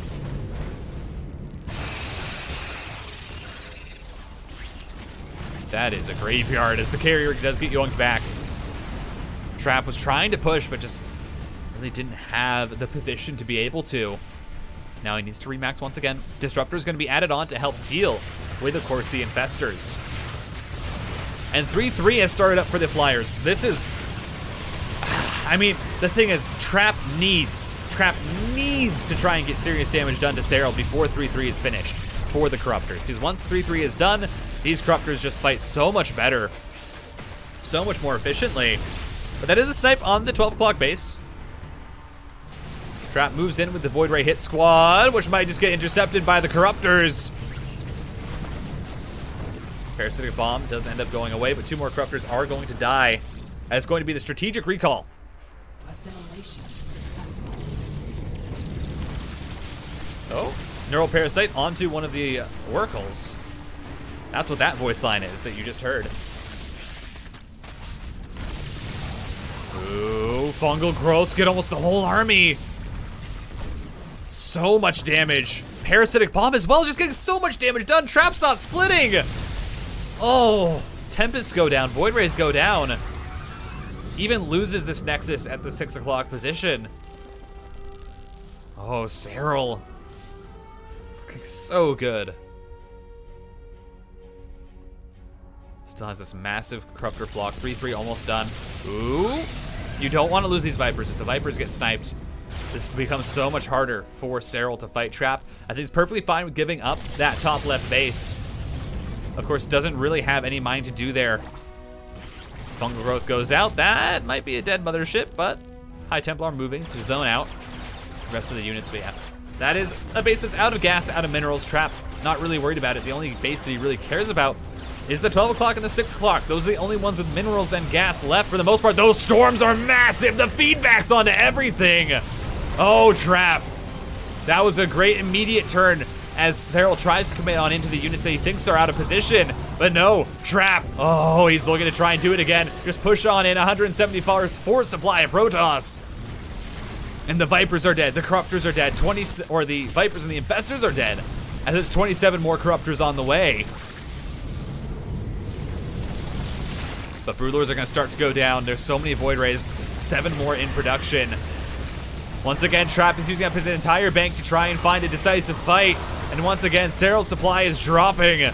As there's still storms left over, the Broodlords are going to go down. The High Templar will survive, and they still have storm energy. The storm goes down. The Corruptors are inside the meat of it. The Tempest, the eye of the storm, but the carriers are going to start to fall. The Tempests are still alive. More Void Rays need to come across the map because the carriers are all falling. The Interceptor count is dropping as the carriers die. The Tempest still going to try and fight, though. And we should be seeing Void Rays coming across the map now. As there we go. The Void Rays are going to join on up, but Trap's supply is so low. He has 8 workers. The Tempests are alive. More carriers are here. Void Rays are here to fight. They're going to start to kite these Corruptors down. They have Flux Veins. They have speed. There's not much that Serral can do to stop them from chasing this army down as more Corruptors are on the way. Spore Crawlers are being planted as this insane late game fight continues. The army supplies are even, but it's more Corruptors on the way for Serral, sitting at 17 to 10 Void Rays, 3 Tempests and 4 carriers. The bases are going to start to go down for Serral. Ooh. Void Ray's going to get caught on out. Well, it survived. Okay. I was going to say, there's no way that survives. Trap is going to be able to start to trade off, though. Prismatic Alignment. Doing so much damage onto these Corruptors. They're all so low. Serral is relying on them to kite. This is it. Serral has 1 base left. 1 mining base left in the top. Trap doesn't have anything left. This is it for Trap. But he hasn't been able to kill the 12 o'clock base. And Spore Crawlers are going to go down. I think Serral takes this. Serral has a base left. Serral has workers mining. Trap doesn't. Oh my, Trap tried to find the killing blow, but just couldn't quite find it. As now, Tempest's gonna get collapsed on. 1 just goes straight down. Void Ray's trying to do what they can, but it's so many Corruptors. I think Trap realizes that he can't rebuild Interceptors. This is it. This is all that Trap has, is these 31 Interceptors. If they go down, that is it. He's going to send them out. The Corruptors are going to dive on in. The Tempest is immediately killed. What is the unit count? Interceptors slowly starting to fall. Oh, Trap is mining, though. He's long distance mining. That's how he's able to rebuild the Interceptors. 28 left. 25. They're not being rebuilt. As the Corruptors once again just go in. 1 shot a unit. I think Serral has this. The Corruptor control has been absolutely beautiful. There's nothing left for Trap. The Corruptors come on in. They're going to be able to get rid of the carriers and the Tempests. And we're not going to go to match point for Trap. Serral manages to fight back. GG. We're going to a game 4. Hardwire is going to be the destination for map number 4. Ooh, look at that. A nice little rhyme to start off our time here on Hardwire. I'm no liar. Anyway. In the bottom left, of course, from Freak of Freaks, it is going to be Trap. I'm not going to wait to try and guess when the zoom in is. Never mind, it's right on time. I could have. Ladies and gentlemen, from Freak of Freaks, it is Trap.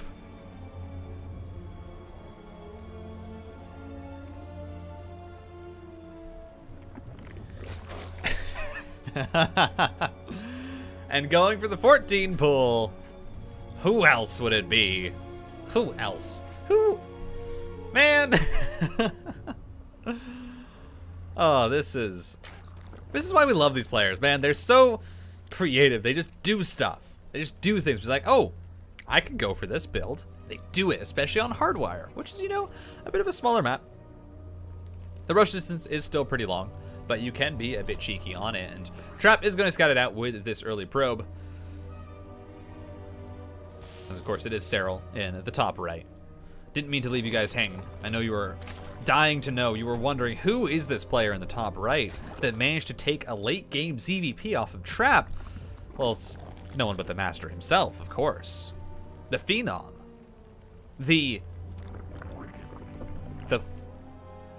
I was gonna say phalanges, but I'm pretty sure that just means fingers. That's like the little feeler things, actually. Isn't that like on a bacteria or an amoeba? Aren't they the feeler things on the side? Like not the tail, but the feeler, right? I think that's what it is. I remember marine bio. I remember biology. Gosh. Hasn't been that long.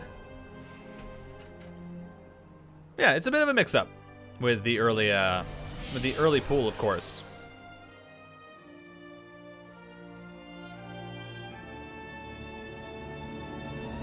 Sorry about that, as I did have to sneeze. But early Ling's gonna come across. They will be able to sneak their way on in. Adept is already coming out though, so that should be able to deal with it, no problem.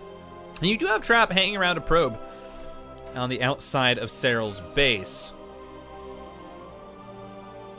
I don't think it's going to be for a proxy pylon, but of course just trying to see if there's going to be any more of a committal to units going across the map. Because you do kind of need to know that if you are the Protoss, of course, to know if you need to prepare for cheese or not.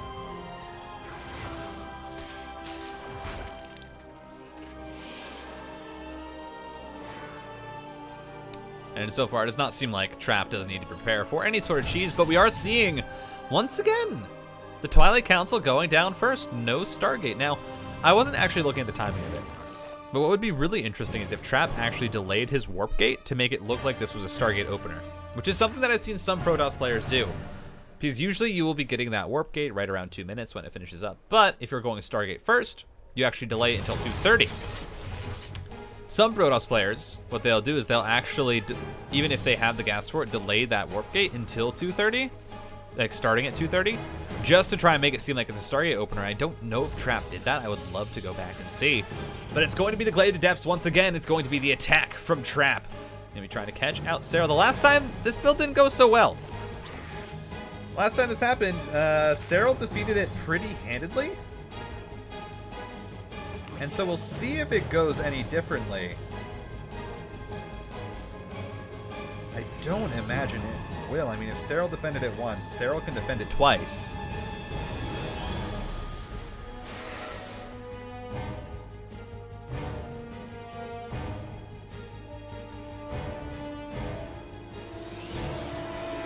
Here we go. More gateways coming down now. It's not as heavy as a committal as the last time, which I would suppose is the real big difference. It's not going to be the 6-gate adept that we saw in game number 1. No, it's just going to be 4-gate, which is for light pressure. Now, there is a chance that Serral actually overreads this and ends up building too many units. It's absolutely a possibility when you're Zerg, is that you end up committing too hard to the defense when Trap is not committing all that hard to attacking.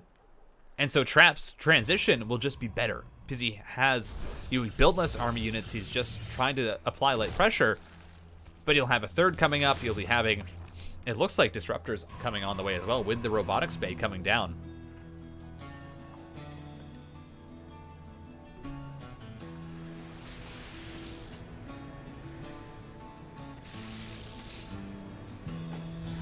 The adepts gonna be dropped on out. It is a lot of Lings from Serral. It is actually a really heavy committal to Lings. Serral has committed so hard to these units. This is an insane amount. And he's continuing. He's not actually going back into work. I think Serral's just gonna go for the counterattack. You don't build this many units as a response to Glaive to Depths, especially only 6-gate or only 4-gate. I have to feel like either Serral misread the situation, thought it was 6-gate once again, and so committed to a lot more units than he needed, or was planning to attack off the start. And I think it's more so the former, because Serral pushes on in and says, wait a second, there's just not a lot of units here. What's going on? And well, the answer is, it's only 4-gate adept. Now, this is a really aggressive shade forward here from Trap, but he has so many Glaive adepts, he can just pick them on up, juggle them back down. He's going to continue to try and chase this Roach Ravager Ling ball. And there we go. The third base will come down for Trap. This time it's a bit earlier than it was in game 1, of course. Getting it right at 6 minutes, which is not too late considering the build. Especially considering that right now, Warp Prism Speed and Disruptors are on the way. So the follow-up is actually going to be Speed Disruptor drops. It is very, very interesting. Gravitic Drive. Finished now. And I will see how much damage this gets done. You know, Speed Prism Disruptor has has the opportunity always to get massive amounts of damage done if Serral is not paying attention, just because of how much damage those Purification Novas do. As the drop on into the main is gonna go through, looking for the worker line instead, focuses onto the queens. Oh, recall has to go down as the prism is forced away, but look at all those queens in red health. One adept backstab. One glaive, one singular resonating glaive could actually just kill those queens.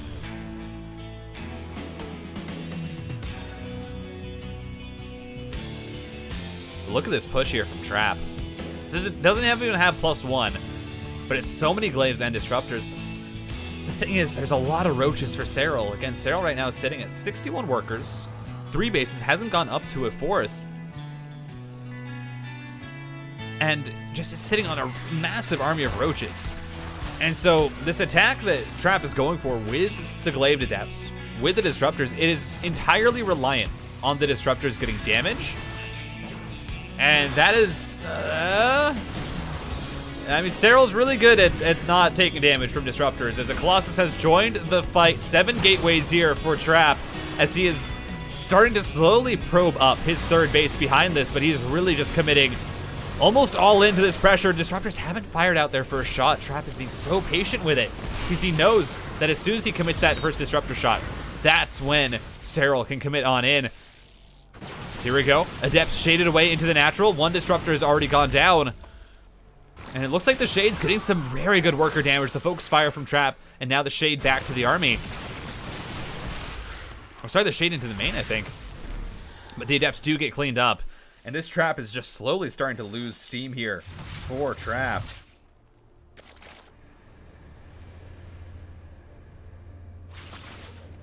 Oh, Colossus just getting chased on down. These are losses that you can't really afford if you're Trap. Disruptor. Oh! Gets some decent damage, but the Disruptor does end up going down. And now Serral's just looking to push this. I mean, there's so much here for Serral is the thing. So much army, so... And it's just because Serral hasn't expanded to a 4th. He's been completely relying on this 3 base to try and defend this, and he completely read the situation. In game 1, the big difference was Trap completely went into macroing up after the Adept attack failed. Now it's with more gateways. He just went into Immortals. You know, Serral didn't have a 4th base, and the Immortals completely countered the roaches. There was a lot more that he was able to do with that. And then the Disruptors, which if they don't get damage done, that's it. That is their use gone if they don't find damage with their Purification Nova. And so it was much easier for Trap to do that push. And now he's sitting here on 3 bases. It's still 3 base to 3 base. But in this situation, Serral's army, unless there's a massive micro mistake from Serral, should just win straight up.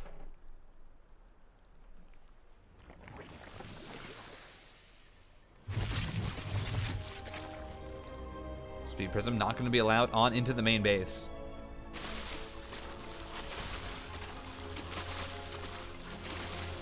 As Trap is just poking around, is going to place down a Stargate, of course, looking to transition now into the later stages of this game. In fact, Serral has finally placed down his 4th, which is also looking for a transition. The roaches will go down. And that's, of course, the use here of the Speed Disruptor, or the Speed Prism, is that you can just catch out the small groups of roaches that are pushing around the map and punish them for doing so.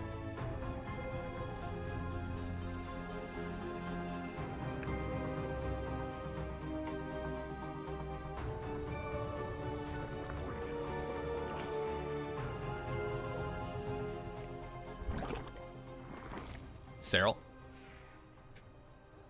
just mirroring the movement really, really well of this Warp Prism. Fleet Beacon is going down, though, for Trap, as he's preparing already, actually, to get into the late game, even on 3 bases. He says, yep, no, 3 Stargates, Fleet Beacon going down, +1, yeah, I'm ready. Interestingly enough, Trap, or Serral, is going into Lurkers. And this is the first time we've seen Lurkers from Serral. The entirety of games 1 through 3. There were no Lurkers from Serral. It was completely relying on just going immediately into Broodlord Corruptor with the Infestors. This game, no. It's going to be it's going... Interestingly enough, it's going to be the lurkers. And I don't know how the lurkers end up really playing into what is going to be immediate carriers here from Trap. But there's not a lot of anti-air. There's not a lot of anti-air for Serral right now. And so, if Trap is able to get up into a hefty enough carrier count, this can be really bad for Serral, who's just not ready for it. Now, there is a Dropper Lord that's heading towards the main base with 2 lurkers inside of it. And that will scout out the carriers, but that's going to be when they're already about halfway or more done.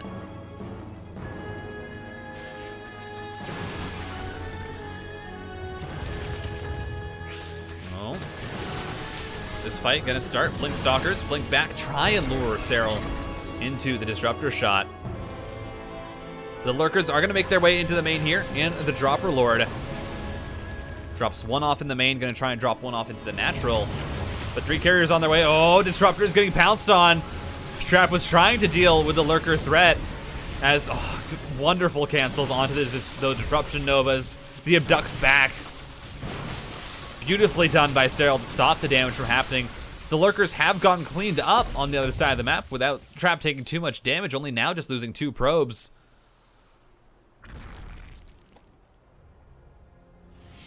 But Serral now knows about the carriers. Knows they have +1, and that is going to be the tech choice here for Trap, who's blinking forward. Oh my, that is a risky move into these +1 roaches. The carriers are here now. 18 Hydralisks on the way. Will of course be able to deal very, very well with the carriers. Ooh, those corrosive biles get a lot of damage. And actually, Serral just gonna commit to a counterattack. He has such a large army right now. PC committed so much to, early units and has really kind of foregone the worker count. Only sitting at 70 workers, which is still good, but it's not as high as you would really like to be, especially when you're on 5 bases already. But it's so many Hydralisks. 31! 31 Hydras. What is this, Heart of the Swarm? Looking to a Hydra bust against carriers? This is so cool, but the carrier count is steadily rising. It is steadily growing, and currently we are already sitting at 5 with a 6th being added on. And at that point, with the Stalkers to buffer as well, it's going to be a bit hard for those Hydras to commit into the carriers. They're going to have to be kind of content with just trying to deal with the Interceptors, which is not exactly what you want to do. But you also have the Harpoons here from the Vipers, as those first 3 Disruption Novas get decent damage.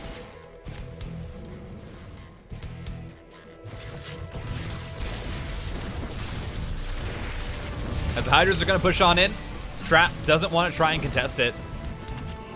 So it should be losing that 3rd base.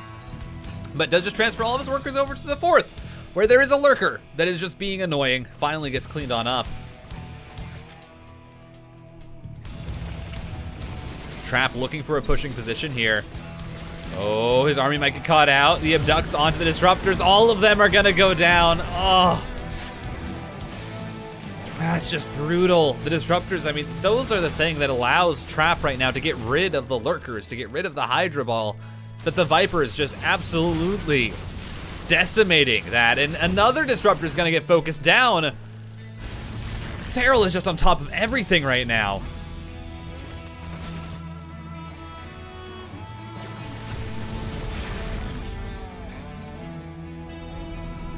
And Trap is stuck right now on about 1.5 mining bases.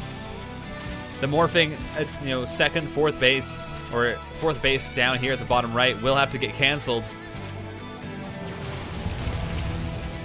There's no way that is surviving. And Trap, I mean, what does he have left? He has the carriers, but there's so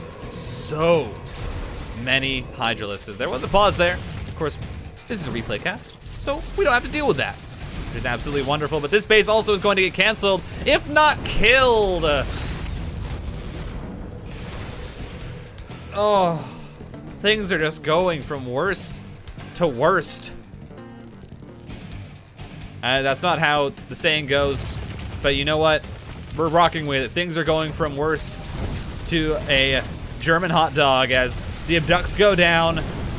key units being sniped here, and Serral is just compounding his lead in this game. Trap is stuck, is cornered by the nasty Hydralisks shooting their spines out.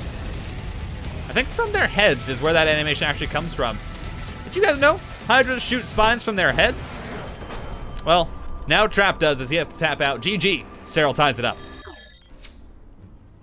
And we are all tied up.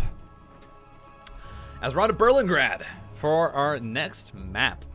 Berlingrad, which is actually quite large.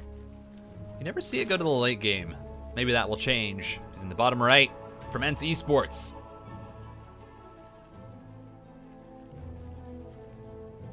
I guess that, nope. There we go, it's Serral. And in the top left, of course, from a freak of freaks, probably the most successful Protoss. It is Trap. I mean, successful Protoss of recent years. I don't know if I'd put his success at the same level as someone like MC. I don't know. Trap's been pretty successful. Trap's got a lot of tournament wins. Things in terms of definitely recent Protoss, he has just been the best. Just straight up in terms of results and how well he's been able to do consistently in international and domestic events.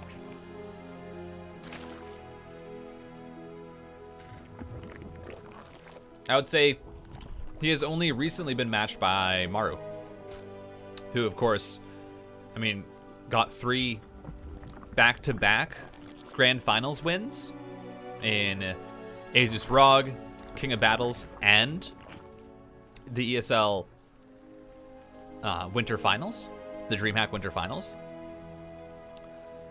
And that's kind of like the success that people have been expecting from Maru for so long. And so, but I think Trap still is kind of rivals that even. But recently, definitely has kind of fallen a little bit to the wayside. Not so much, because Trap still consistently makes it into round of 8s and round of 4s of almost every tournament he plays in. There seems to be a bit of a block recently, at least, in getting kind of past that, and getting further than that.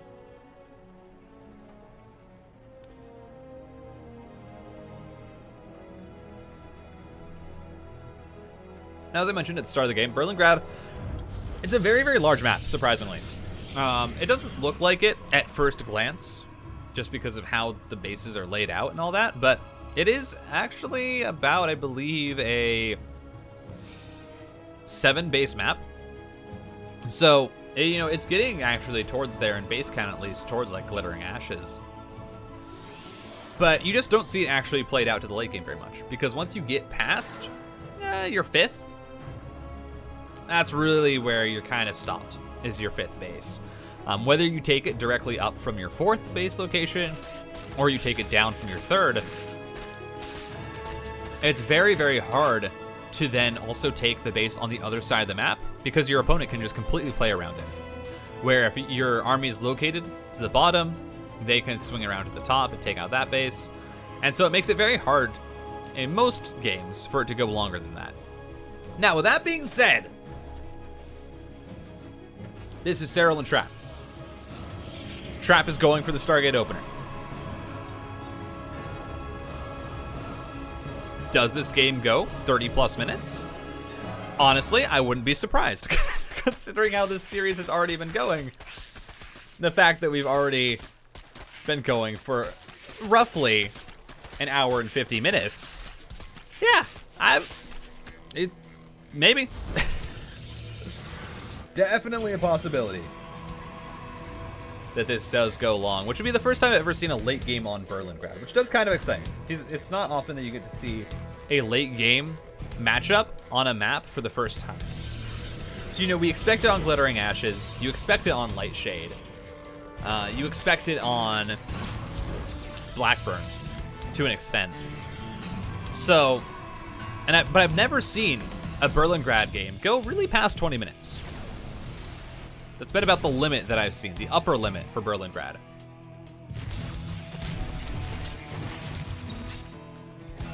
So I would be excited if this does go a bit longer than that. You know, I may be I may definitely be already wearing my voice a little thin, but that would be exciting as... Okay, Trap. Okay.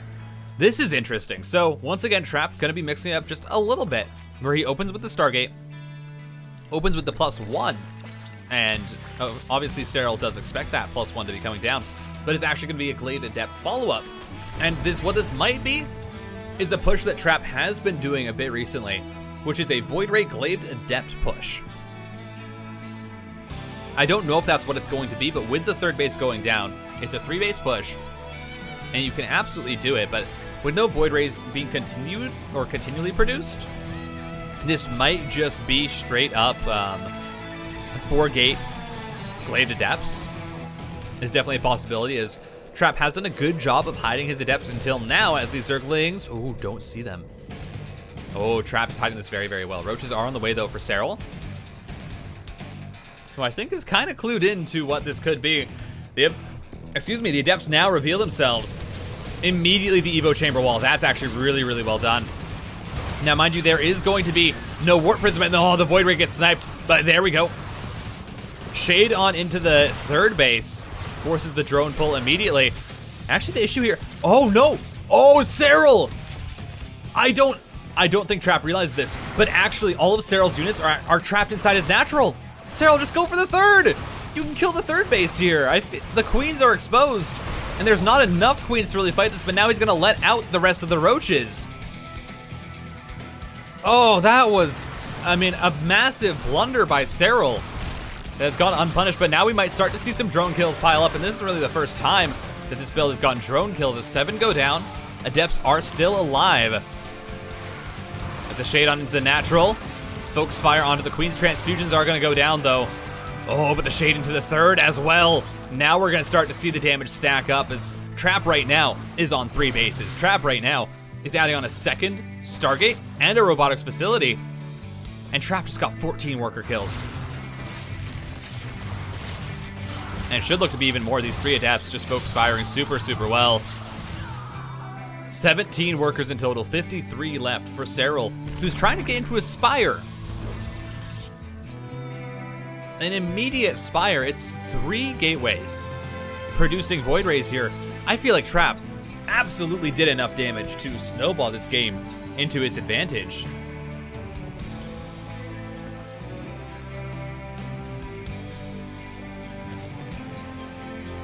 But we will see. More queens on the way for Serral. Should be able to get back up to a healthy worker count fairly quickly, but the fourth base timing is just so bad for Serral right now. You know, he wasn't able to clean up the adepts fast enough, lost the workers, and now Trap's actually getting into a faster fourth than him. Trap's getting up into a fleet beacon, and sure, the Spire is done for Serral. And he, of course, sees that more Void Rays have been produced, so he has to assume that this is going to be, you know, kind of the Stargate transition. But even then, it's such a good position for Trap, who's sitting up 3 workers. 8 minutes into the game? That's not supposed to happen. We do have Glaive Adepts here with these Void Rays. Might try and push down the queens a little bit. Are just going to pull on back. Trap doesn't want to commit on in. Of course, you still have a very large roach count available for Serral. But Fleet Beacon is done. Should start to see that gas banked up for carriers.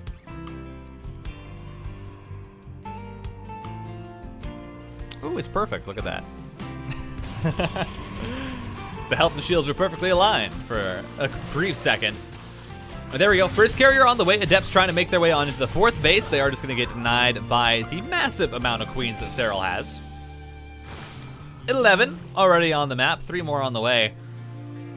It's a lot of queens. In fact, I think that's enough queens to actually represent every single monarchy that is still, or still present in the world today, perhaps, almost. No, probably more than that.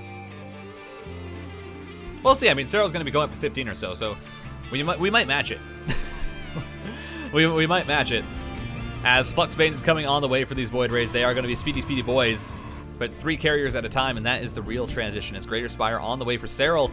That means that this game is going right to the stage that almost every other game has, which is the late game. Void Ray's trying to push on in.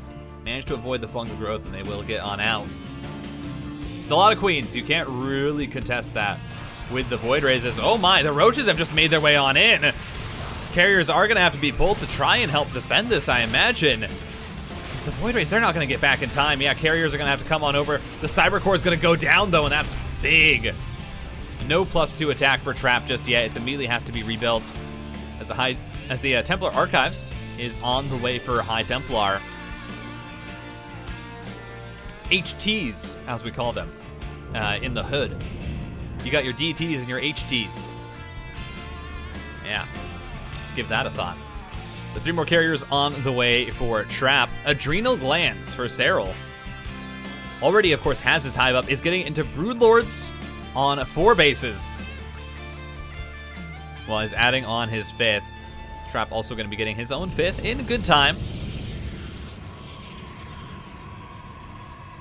A pneumaticized Carapace is finally coming on the way, but it's an upgrade that Serral hasn't really needed because he's been given pretty much his scouting information just by Trap pushing across the map.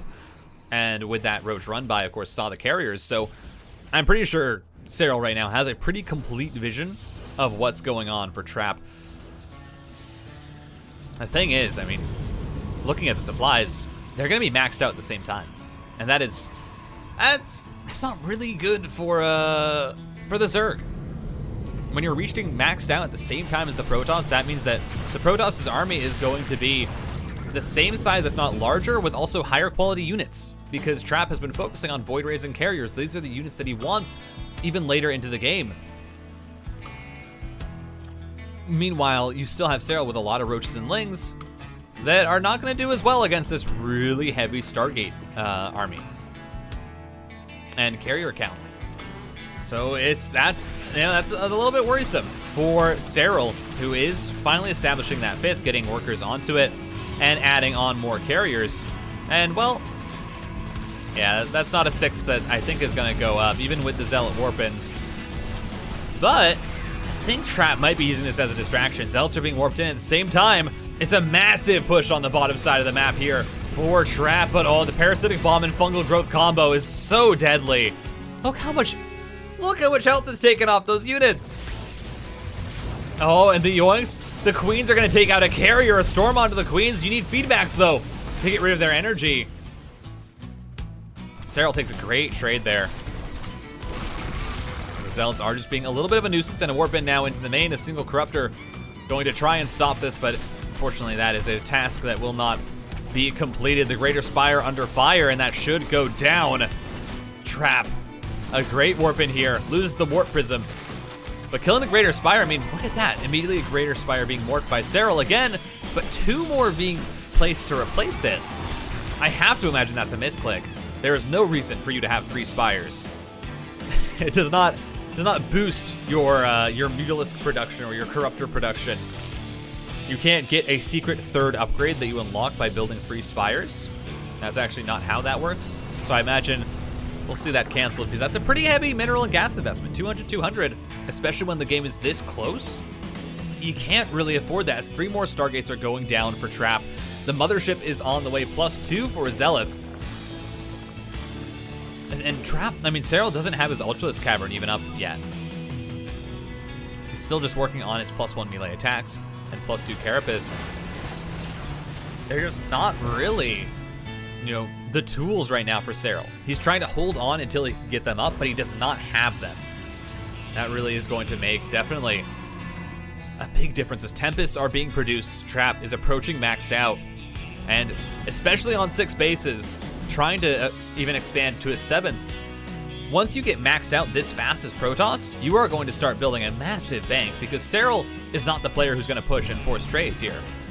Serral is the one that's going to try and sit back, get picks with his Vipers, get the Abducts, land the Fungal Growths. And with the Tempests out, Trap can absolutely play to that. And so we are going to be seeing Serral try and push forward the Spore Force. He knows he needs to do something at least, because if he does sit back, it kind of feels like he would have to if he wants to get into, the Ultra laying on the ground. That's not going to work. Pushes forward with the Broodlords, then immediately pulls back. Can't commit too far, just knowing how large this army is for Trap. That's a good stasis ward. There we go. From Trap. A lot of those lings are going to be just locked in for a while. Those spores have been unburrowed, going to be moved away. And Tectonic Destabilizers is on the way, plus 3 air weapons is on the way. Serral is only working on +1 and +2 Flyer Carapace. It's going to be a pretty big upgrade disparity. Especially in the air army, as 3 more Tempests are on the way. Base is going to get run by. Cannons, though, hold decently strong, and the Banelings get blown up on the shield batteries. As Trap is looking to try and push. Looking to try and at least find some damage, but it's just not going to happen. Serral now up into a heavy Viper count. Already sitting at 3. 5 Infestors. And 10 Corruptors. But really, of course, the main threat is the Queen count and all of these units that have energy, these Spellcasters. That's the real danger of this army for Serral. And honestly, one thing that Trap's been missing that I feel like would be very easy to add on is a second Cybercore. I feel like Trap has just been focusing on getting his flyer attacks, but he's always had so much money that he could absolutely spend 150 to get a Cybercore. He could absolutely get his, ship plating at the same time. I don't think there's a reason why he can't, but he just hasn't. And I feel like that's something that Trap could try and add on. I don't imagine it would hurt him altogether that much, especially at this point in the game. But he's already going to be starting on his ship plating because he finished up his +3. He's going to start to clear out this Spore Forest. We'll see if feedbacks go down. There we go. A lot of the Infestors now getting low on energy. As the Abduct goes down onto the mothership, but it's pretty tanky. 10 Corruptors don't do that much damage. They will finally kill it, though, as the Void Ray counterattack is not going to be able to get a hatchery. And every game where Trap is, moving around with these Void Rays separately from the rest of his army, it gives me so much anxiety.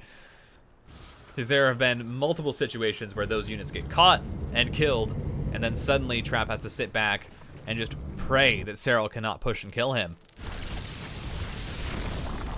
That's a kill there onto that bottom right base. Is actually pretty big. Right now, Serral's bank is not that large, and Trap is sitting at a much higher mineral count and gas count. And so losing any bases, especially for Serral right now, really not good, as these Queens protecting the Broodlords so well. And this is such an important base for Trap to have, because if he can get this base and also the bottom right, he's suddenly mining from 2 bases where one of them should be Serral's. And when it comes down to the late game, those are the things that really matter, is if you can start to mine from one of these late game bases that should be your opponents. And actually a lot of Broodlords are going down. Queens are falling because the Corruptors were out of position. The recall came through and allowed Trap to dive on in. Now the Tempests, though, are eliminated. 2 of them get abducted over. There's still a lot of energy on these High Templar, but they're just going to get chased down by the Ultralisks. Storm does go down. The High Templar are split and actually do a very good job keeping themselves alive as feedbacks go down onto the Vipers. And it's more Ultralisks coming out here for Serral. Which I don't know if that's exactly the right call. But Serral thinks it is, and if Serral thinks it is, then it probably is, as the Void Ray's Prismatic Alignment turned on. Massive storm onto the Queens, the storm flank, even another storm onto the Corruptors. Oh my! So much damage coming out as the Interceptors are still alive, the Void Rays are still alive, the Tempests are firing away, but they're finally going to start to fall as the Corruptors are going to dive on forward. But look how low they all are. The Mothership has to come in to support. Right now it's sectioned away from the army. Blinkstalker's trying to fight the Ultras, and they do a pretty good job. Do additional damage versus the armored units, and look at Serral's supply. It is down to almost sub 100 versus the 170 of Trap. And that was a drawn out fight, but it was Trap who found the engagement when he needed it, who found the fight. And now Serral has to try and remax, but that's another kill onto a base. No cancel. The Zealot run by does so much damage, and look at Serral's mineral bank. It is completely gone. The blink forward onto the Viper. The mothership will still be a sacrifice as it goes down. 400, 400. Down the drain.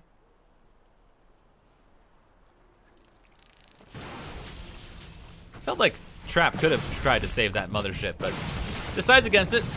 You're now going to see a Stalker counterattack. Cleaning up a lot of these spines. Actually can wedge themselves into quite an annoying position for these Lings and Ultras to take care of. Yeah, this is a really good spot here for Trap. The Ultra surface area still ends up being pretty good, but the 2 Ultras go down, and you get out with the Blink Stalkers. And it's absolutely worthwhile trading Stalkers for Ultras, as looking at the resources lost, finally Trap in a late game has been trading efficiently. I mean, of course, taking that massive fight earlier, now sitting about 4k minerals lost in the lead. And he's taking this bottom right base. And honestly, I feel like Trap should move his entire army over here, because if Trap is able to secure this bottom right base, he's actually mined out the top left pretty decently. And so, if you're able to then start mining this base and just absorbing all the minerals that you can, it can make a massive difference in Serral just not being able to build up a bank that he wants to. I would love to see Trap do that, because again, you're mining out this top left so much already. Although, not a lot of probes on it, surprisingly. Not a lot of probes there. Just mining the gas for the most part. As Serral is going to continue to try and stop Trap from taking this base with these Lings and the Ultralisks. Of course, they don't really want to commit into a base, because if Serral loses those, well, that's really it. Anything that Serral loses at this point is going to be almost permanent, just because of how little money he's working with, and because he's had to remax so slowly. And Trap has been really nice to give him time, because Trap doesn't want to overstep. Trap does not, didn't know, I think, how much damage he did to Serral there, and how slow the remax was. And he didn't want to risk anything by pushing in again, so he's given time for Serral to rebuild this army. But at this point, if Serral loses one more engagement, that is it. There is nothing going to be left for him, as, ooh, double yoinks onto the carriers. And the 2 of them should end up going down. Very nicely done by Serral.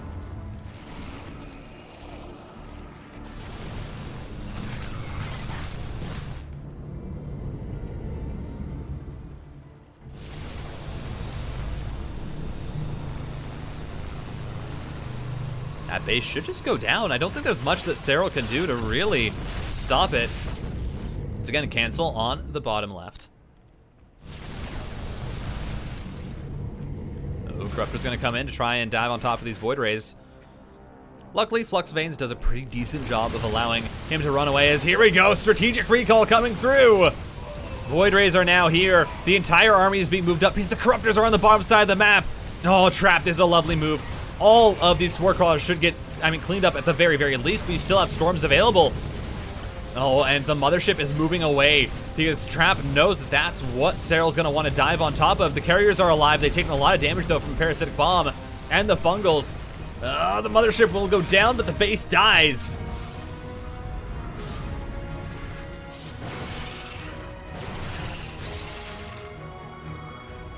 And more Void Rays are being produced, more Carriers being added on. None of the Carriers died with that fight. Most of them, in fact, I think stayed alive, albeit one.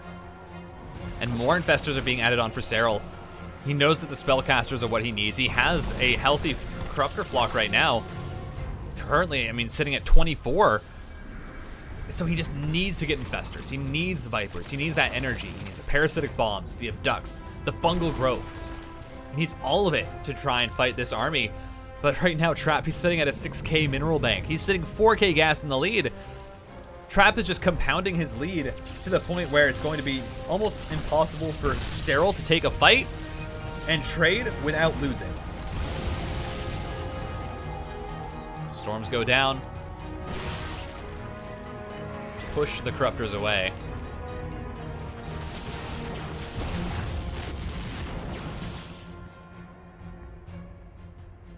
Serral's going to start to siege up the top right. Using the Broodlord's going to see what damage he can get done. And cleaning up any of the stack defense is very, very good to hindering Trap's ability to hold it. As the High Templar are going to move forward. Fungal Growth not really going to get too much value there. Now the High Templar is getting fungled. The base should go down, though. Shield Battery Overcharge is being used, but it doesn't matter. So many Broodlings available, and now Serral finally going to find a decent trade. But no, the base doesn't go down. But Corruptor, oh, Carriers are going to start to get picked off by Corruptors.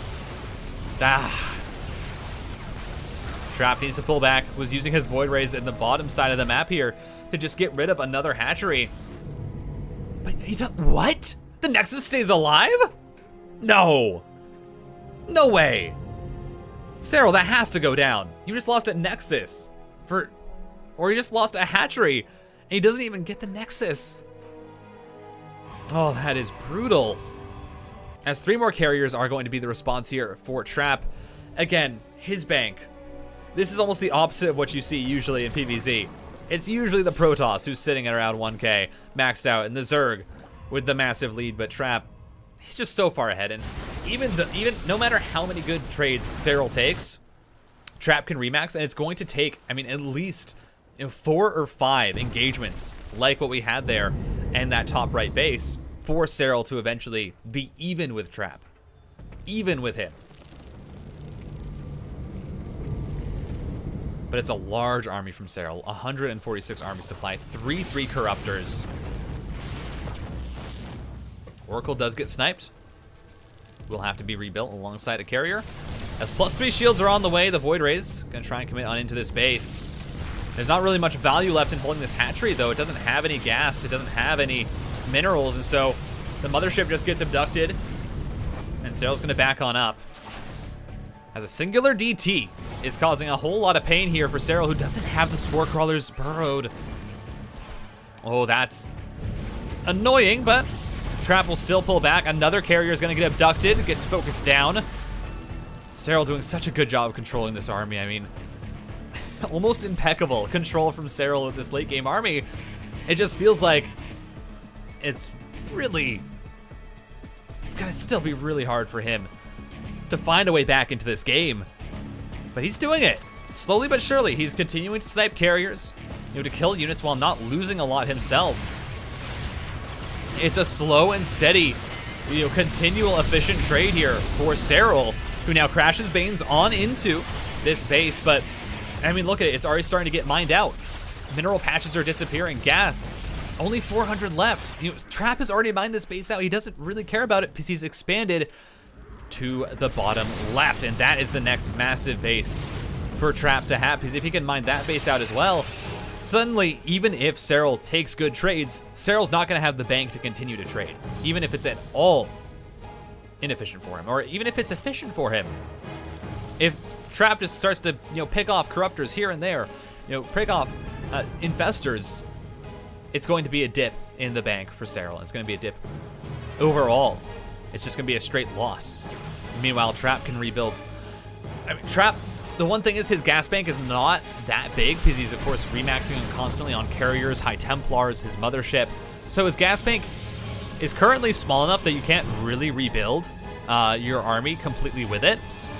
But this is the right call to make, is just to build a ton of static defense with the additional minerals that Trap has. Because you can use that static defense, of course, to help defend your bases, to give your army a pushing position, especially in this late game set.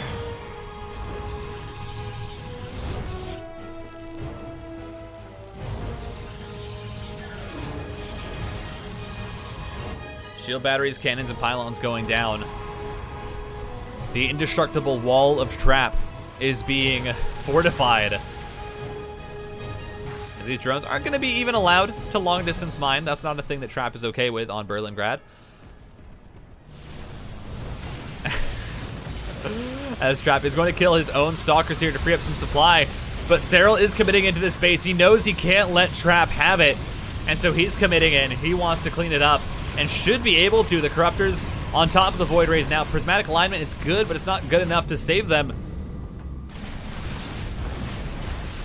Trap, what is your remax? I mean, of course, has a lot of money to play with. It's just going to build Stalkers. Actually holds the Nexus. Serral has to pull back as cannons are rebuilt, as the Stalkers are warped in.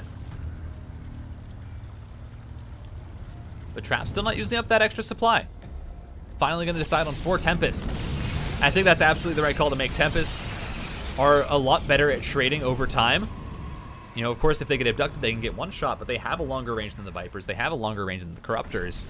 And if you get enough of them, you can, of course, one-shot these units. As Serral, ooh, this is a dangerous position. Feedbacks onto almost all of the units. Oh, Disruption Nova gets 2 of the Infestors. Another feedback as the Mothership just gets 1 shot. I mean, 33 Corruptors. They will one-shot any air unit. As the Tempest continue to try and trade here, there are still Interceptors alive, and they can start to fight. As Serral trying to continue to take this trade, but again, all the Corruptors that he loses are permanent almost at this point. He's barely mining. Oh, but the carriers are going down. Serral trying to make the fight happen. And look at that. Trap's bank is disappearing as it's going to be a remax. Not even a remax. It's going to just be a rebuild of Void Rays as Serral takes the 70 supply lead. And Serral finds an incredible fight there with so many Corruptors. He's been building this the entire game. Sitting at 33. And again, they can one-shot everything as the Tempests are trying to fight. But it's going to be a losing trade for Trap. Serral. The way he has handled this game has been absolutely brilliant. As now more Void Rays are on the way. Look at Serral's mining. It is not a lot at all. He's rebuilding Zerglings because he just doesn't have the gas to really remax on what he wants. Meanwhile, Trap still has a bank. Trap can still remax once more with this bank, of course. Has, you know, 1.5 mining bases to, I mean, Serral, who finally has established that top right. And it is fully mining, but it won't be for long as those mineral patches start to disappear. Void Ray gets fed to the Corruptor swarm. The tentacle legs of the Corruptors flapping in the wind. It almost looks a bit mesmerizing, I would say, as, ooh, High Templar getting picked off. There's a nice grab there for Serral. But it's continued Void Ray production. And then a carrier as well going to be added on. Trap, you still need to buy some time. Your army supply is just not there. You have a lot of Void Rays, sure, but it's such a massive Corruptor flock. Serral gonna try and force the issue, kiting back. The Void Rays, there's so many of them. 17 Void Rays to 32 Corruptors. Oh, now on top of the Broodlords. Trap, he's gonna try and make this work. I don't know if he has enough though. Prismatic alignment is being turned on, but look at the parasitic bombs. Look at the fungal growths. Does manage to suddenly take a massive dip in Serral's supply as the Ultralisks are cleaned up, but all of these Void Rays are low. They need to try and retreat. And that does mean that it's going to be a sacrifice Tempest. Trap continuing to trade so aggressively. He knows he has the bank. And any units he kills at this point, again, it's going to start to be semi-permanent, where you're just, even though you're replacing them, it's not fast enough to get back to where you were army-wise. Trap has to be so careful with controlling this army. But he's up 30 supply. He's up 40 army supply or so. And more Corruptors are on the way, but if he manages to snipe the Hive, he manages to get rid of, I mean, the Infestation Pit would be massive if Serral can't build any more Infestors. That's a massive loss for Serral. The Infestors are really allowing him to stay in this game, and there we go, Infestation Pit is down. No more Vipers, no more Infestors, it is just Corruptors for Serral. And the 3 Vipers and 2 Infestors that he has, that is it. He can't rebuild. And this Zealot run-by, and there's not much to stop these Zealot run-bys. The Lings have mostly gotten cleaned up, it's just the Infestors. Those Zealots can be just so deadly. In this base, it's full of minerals. It is absolutely full. And Trap can just do what he wants. You see there, I mean, highlighting the mineral patches. That's the one really, I mean, big mining base for Serral. It's actually both these bases in the top right.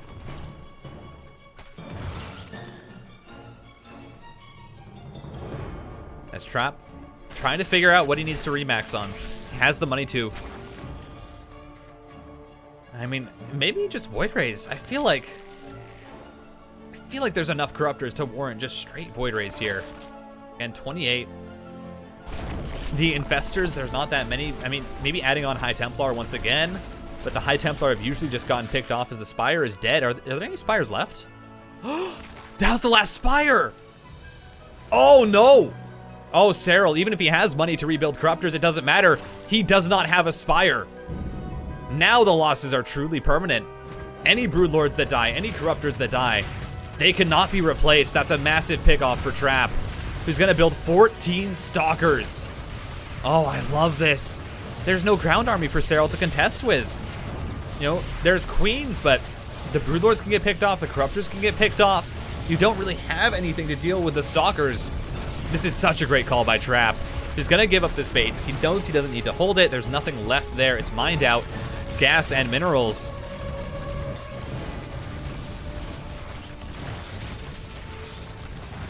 Stalker's going to look for a counterattack here down at the bottom side of the map. Or no, those are still the Zealots, I think.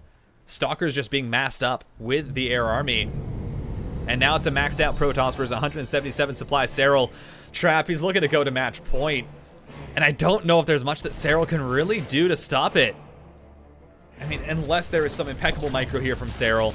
Unless he gets a massive fungal growth and parasitic bomb combination onto all of the Void Rays. I don't see there really being much of a chance here for Serral as probes are being gifted on over. Trap knows he doesn't need them. Says, listen, I'm mining out anyway. May as well get rid of this dead supply. The infestation pit is being rebuilt. Serral realizing he needs to get more Vipers, needs something to spend his money on that's not just Queens.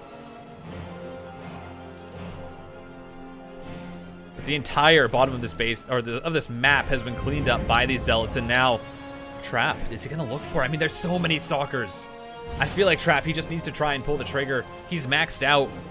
You know, unless you're sacrificing more probes, you really can't make your army any better. If you are Trap, you're sitting at, I mean, I guess actually Trap, you could get +2 ground weapons. He's only sitting at +2 Stalkers and no armor upgrades for them, but oh no.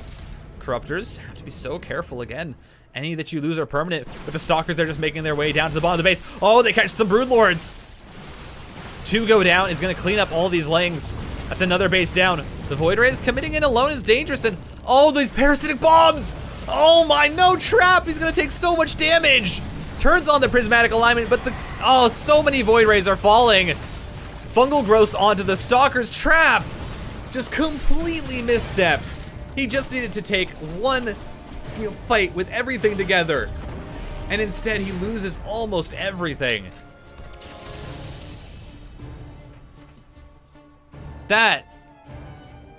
What?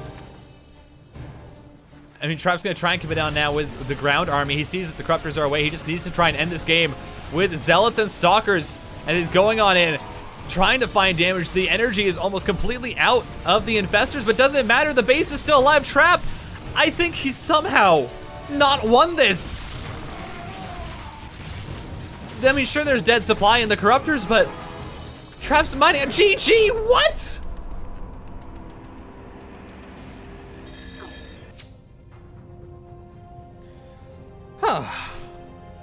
Man, this series, this series has been something. And now we're on to another massive map, which can absolutely go for 30+ minutes.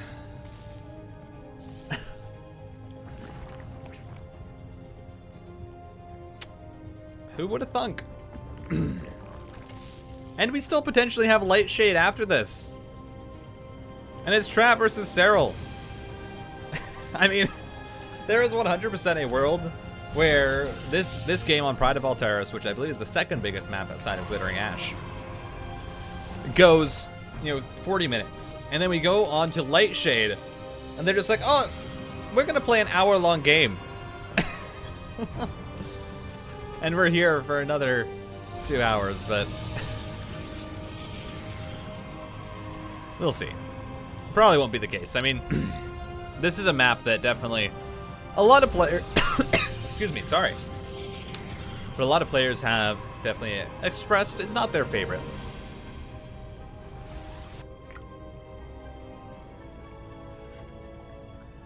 And so maybe we see Trap Cheese. Maybe he goes Glaive to Depths again. And this game's over in 5 minutes. Or Serral does a Bane Bust. That's possible. That could happen. Maybe it will. I mean, there's really no use speculating because these players have both played a mix-up of styles. I think the only thing that we haven't seen is Serral really being aggressive. It's usually been Trap who mixes in the aggression.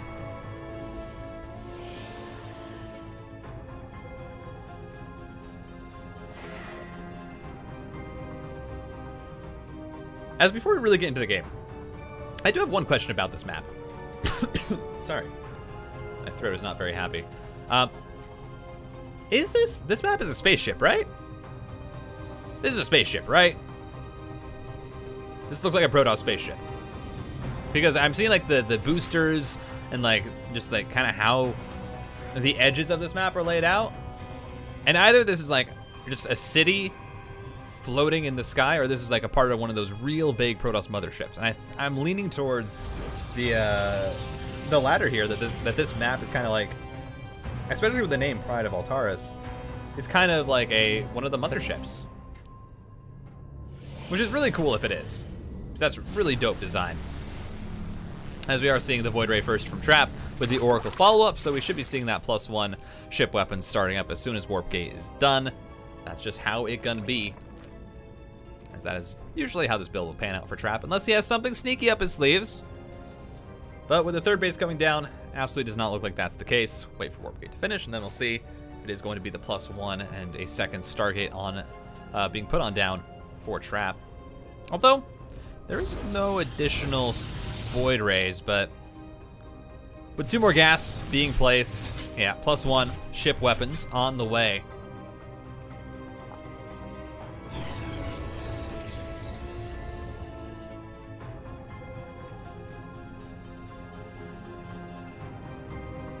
And Serral just taking a regular third, so nothing really too crazy. As usually you would expect a Zerg, as we saw there, kind of take that gold base, especially if they're given this much time. That gold is usually just a natural like expansion. You're gonna say, hey, if you're not gonna be attacking me, I'll take this gold base. But Serral, that's not the case. Is taking the safer third. Does not really want to risk it. Does not want to risk it for the golden biscuit. Perhaps the total biscuit. Rest in peace. But Twilight Council on the way for Trap, as Serral getting, of course, the Roach Warren. Just always get the Roach Warren at 430. There is no reason not to. It defends you. It allows you to be safe, as that Stasis Ward is not going to get a ton of damage. Just traps a single drone. Serral pulled away in time. Adept's trying to go on into the natural, get a single drone. That's not really worthwhile. Ugh. That's not really worthwhile, as they do have charge on the way for Trap and +1 with additional gateways being placed down on 3 bases. Is this when we see Trap go for the charge lot Void Ray all in? Do it! Do it, Trap! I want to see it! Burrow, though, on the way for Serral. That's interesting. There's no way it's Tunneling Claw Roaches. That's a real old school kind of build. No, it's just gonna be a Spire. Oh, it's 6 gateways. Trap's doing it. Oh, I'm so excited. This is such a cool build. This is one that Trap always saves. It's always a pocket pick for a Trap. Oh, it is. That's the Spear of Adun. Oh, okay, this is a mothership, because that's the Spear of Adun and a carrier below it. It is a mothership. Cool. So, this is a build that Trap does where it's going to be a very, very kind of off timing all in, where Trap is going to make it look like he wants to take a 4th base. But behind this, he's going up to about 8 gateways. He's adding on charge +1. He has Void Rays with it, and he's going to be moving across the map with a massive army. I mean, I hope that's what this is. I really hope, because it is such a potent timing that you can hit with it if it is. And there's a Warp Prism already out. Archon's being warped on in. Oh, Trap, do it. Do it. I mean, especially with the Spire coming down for Serral, who thinks that this is just the air toss follow-up. This could be so good. Oh, this is going to be so good. The Warp Prism's coming across. The Zealots are here. This is going to... I mean, what does Serral have? He doesn't expect this. 12 Roaches are on the way now because he realizes that this is an attack that's coming on the way. But he was not prepared for it. He thought it was just going to be like every other game where he goes straight into the Spire and starts up on his, Corruptor Broodlord, but it's not. Here we go, Zealots and Archons pushing on into the Queens. The Roaches aren't out just yet. One of the Void Rays does go down to the Spore Crawler, but the Queens are all orange on health. The Charge Lots are going on through. The Archons are absolutely shredding with their powerful psionic beams coming from their hands. As all manly men do, shoot psionic energy from your hands. The Archons are absolutely cleaving through. The Roaches are coming out, but these are +0/+0 Roaches versus +1 Charge Lots and Archons. They don't trade well. Look at Serral's supply. It's dropping. The third base is getting cleaned up. Trap is into the natural. And ladies and gentlemen, we might have a post 10-minute game. Let's go! Game 7. Ladies and gentlemen, we are here. It is Game 7. It is time to play on 2,000 Atmospheres, the map that I usually see picked first in every series that I've watched recently. But no, it was picked last. In the top right-hand corner, he's brought us to this location with an awesome timing attack from a freak of freaks. It is your blue Protoss. His name is Trap. And in the bottom left from NC Sports, in the red trunks, is your Zerg player, the master of late game, Serral.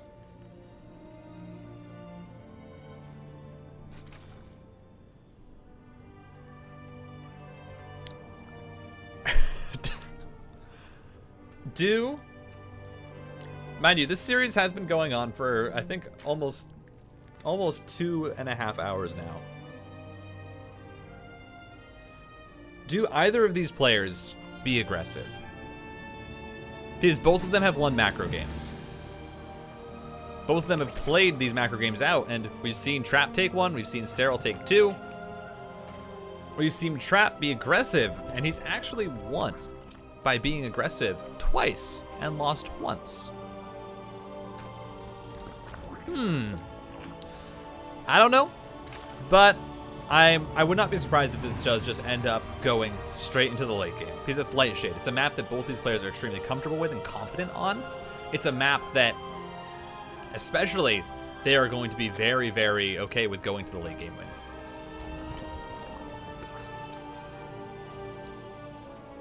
And of course, the winner of this does go on to the finals.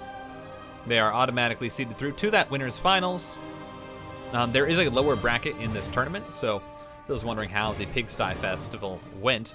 There was a lower bracket. This is a double bracket tournament, and so the winner, even if you win that, you go into a winner's match, and then of course you play one more in the grand finals. And the loser is not out. So Trap will still have a chance to continue to play and try and maybe even get a rematch, which would probably go absolutely, it would probably be insane if these two played again.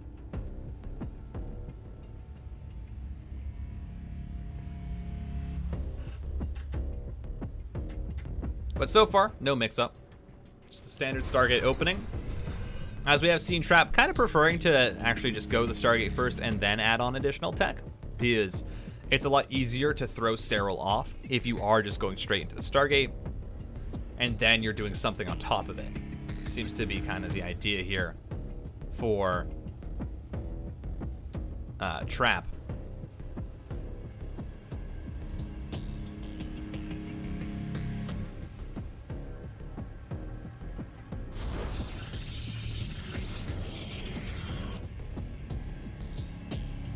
Excuse me as I had to take a drink of water.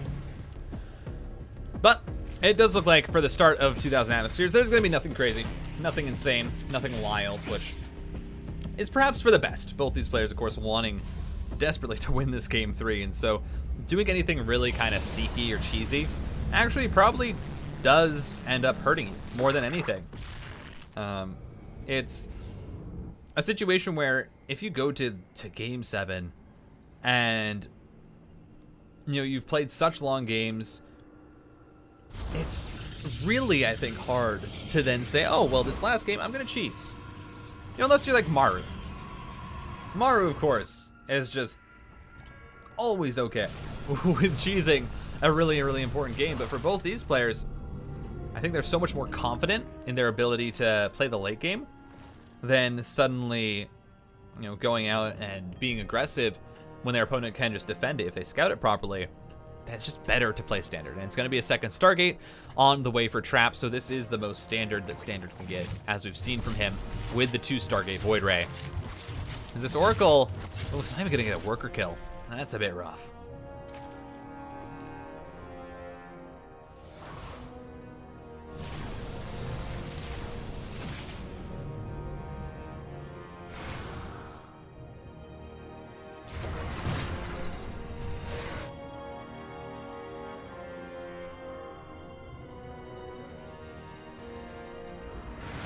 As Forge is on the way for Trap, the 3rd base will be coming down, of course, as the Roach Warren is on the way for Serral. We should immediately see the Spire from Serral. With everything that he's scouted, of course, knowing that this is so far just a regular Stargate opening, that 3rd should not be too far delayed. Yeah. As the Void Ray is pushed back, just trying to stop that creep from getting spread, and Trap is doing a very good job of actually slowing down that creep outside the natural. Now, the 3rd base has already starting to spread it up towards the Xel'Naga Watchtower. But yeah, layer on the way. We should see, I imagine, that 4th base added on very, very shortly. As Serral has scouted the 3rd base, has seen, of course, the Void Rays as well. And you will be having the robotics facility on the way. Everything is standard. Everything is fine. There's really not all that much to talk about. In fact, I could probably actually tell you how the rest of this game is going to go. So, from this point on, we're going to be seeing Trap getting up, of course, into a few gateway units. He will probably be adding on a Twilight Council eventually to get charged or to go into a Twilight Council. These Adepts actually get some decent damage already. Managing to find 3 drones. Should be able to get a 4th. Pretty valuable. But Trap, as we see, going to be putting down the Fleet Beacon. 3rd Stargate is going to continue to produce Void Rays. Will, of course, get Flux Veins, and as he's getting Flux Veins, will then transition into his 4th base, and also getting up Carriers. It's going to be Disruptors. He's going to build, I believe, a Warp Prism first, I'd assume, and then 2 Disruptors after this Observer finishes, and there we go, +1 on the way. Twilight Council should be following eventually. As for Serral, well, you're going to be seeing the Hive already going down. I imagine up until now, he doesn't have complete confirmation that this is an air toss. That this is just straight into the late game for Serral. He does not have complete confirmation on that, and so is still playing it safe, but there we go. The Infestors are going to come down. Spire as the follow-up. That Spire is immediately going to be morphed into a Greater Spire, and then a second one added on. And we will see Vipers be added on for the Roach Ravager, and then eventually Corruptors when the Greater Spire is finished. And that should, I think that should kind of be how this plays out. As yeah, 4th base down, Carrier production started. No Flux Veins though. That is the upgrade that Trap has been opting for most of the time, and decides not to, as he just wants to get the Carriers out as fast as possible. Disruptor first, instead of the Warp Prism, immediately, at least. And then additional gateways coming down. So it is going to be, a little bit less focused on the Void Rays this game. But as I say it, Flux Veins comes down. Never mind, I should have stuck with my original guess. I had it perfect. Yeah, more gateways will just be allowing this ground army to be that much more efficient. Is there a Twilight Council? There is no Twilight Council, which is a bit worrying, as, ooh, that Overseer, it should have, even if it didn't see the Carriers, Serral should know what's going on, seeing that amount of Void Rays. Of course, the Roaches are going to retreat back across the map. They're going to be used for defense for the most part, while Serral gets into the Greater Spire, Adrenal Glands for his Zerglings, and just, again, leapfrogs his tech as far forward as he can while he's given time.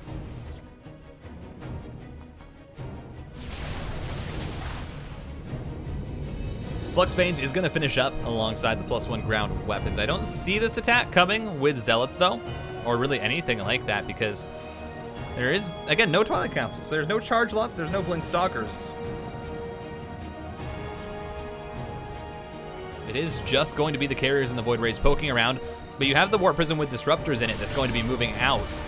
And with this push, and again, if you get 2 good connections onto Queens, that can actually do a lot of damage as Stalkers now being brought across. Again, no Blink for these Stalkers, is a bit dangerous. But Trap wants to look for this push in his army supply. He's now even with the Zerg as more Warpins come out. Here we go. Immediately the Microbial Shroud going down from the Infestor. Disruptor shot. Oh, the yoinks though. Abduct is such a good spell. Disruptors are completely cleaned up. Carriers trying to continue to get damaged. The Void Rays are slowly starting to die to a Parasitic Bomb. That's a good stasis ward. Manages to catch out a lot of those roaches. And actually, Trap's going to continue to push this. Trap, does he actually have enough? He's having to rebuild interceptors, but the Void Rays are still alive. More Stalkers are coming through. Finally, we're going to see Zerglings start to stream on in to help support this. And there's enough Queens. Even though they're out of energy, they can push it back. And Trap tries to make the push work, but loses a ton of supply. And can't quite finish off the Queen count.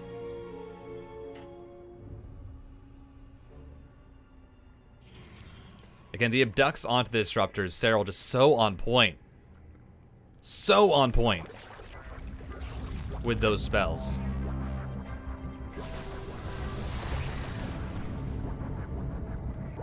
As Broodlords are now going to be the choice. 5th base on the way for Serral.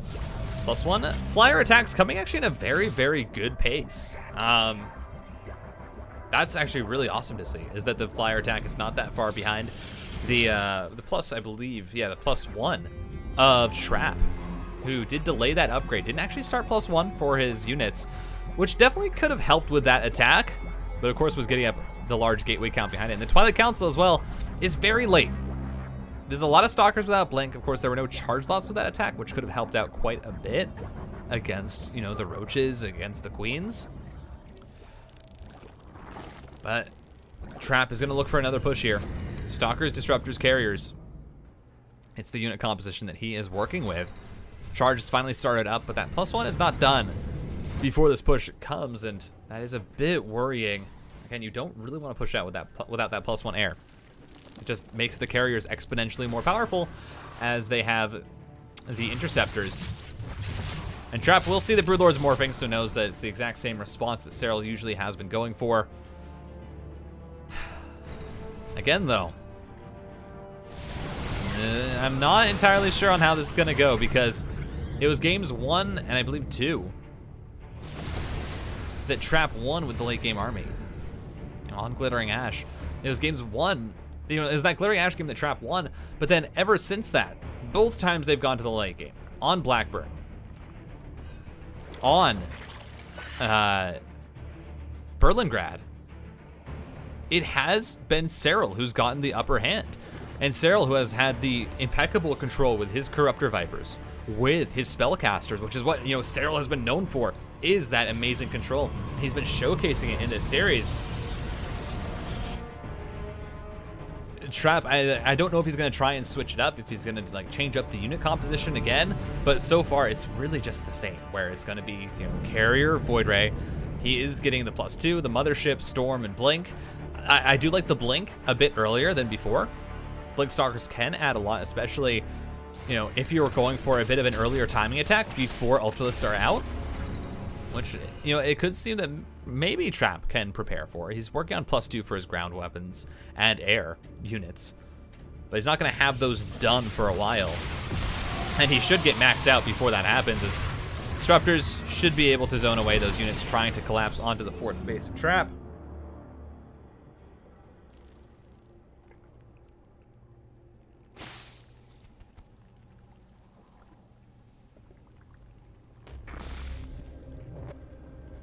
And Tempests are going to be the final unit to close out this composition for the Protoss, as 3 more Stargates going to come down so he can rebuild a bit more easier. Both players sitting at 5 bases. Trap is starting to build up a bit of that bank. Again, that can be used for Zealot Warp-ins, for run-bys.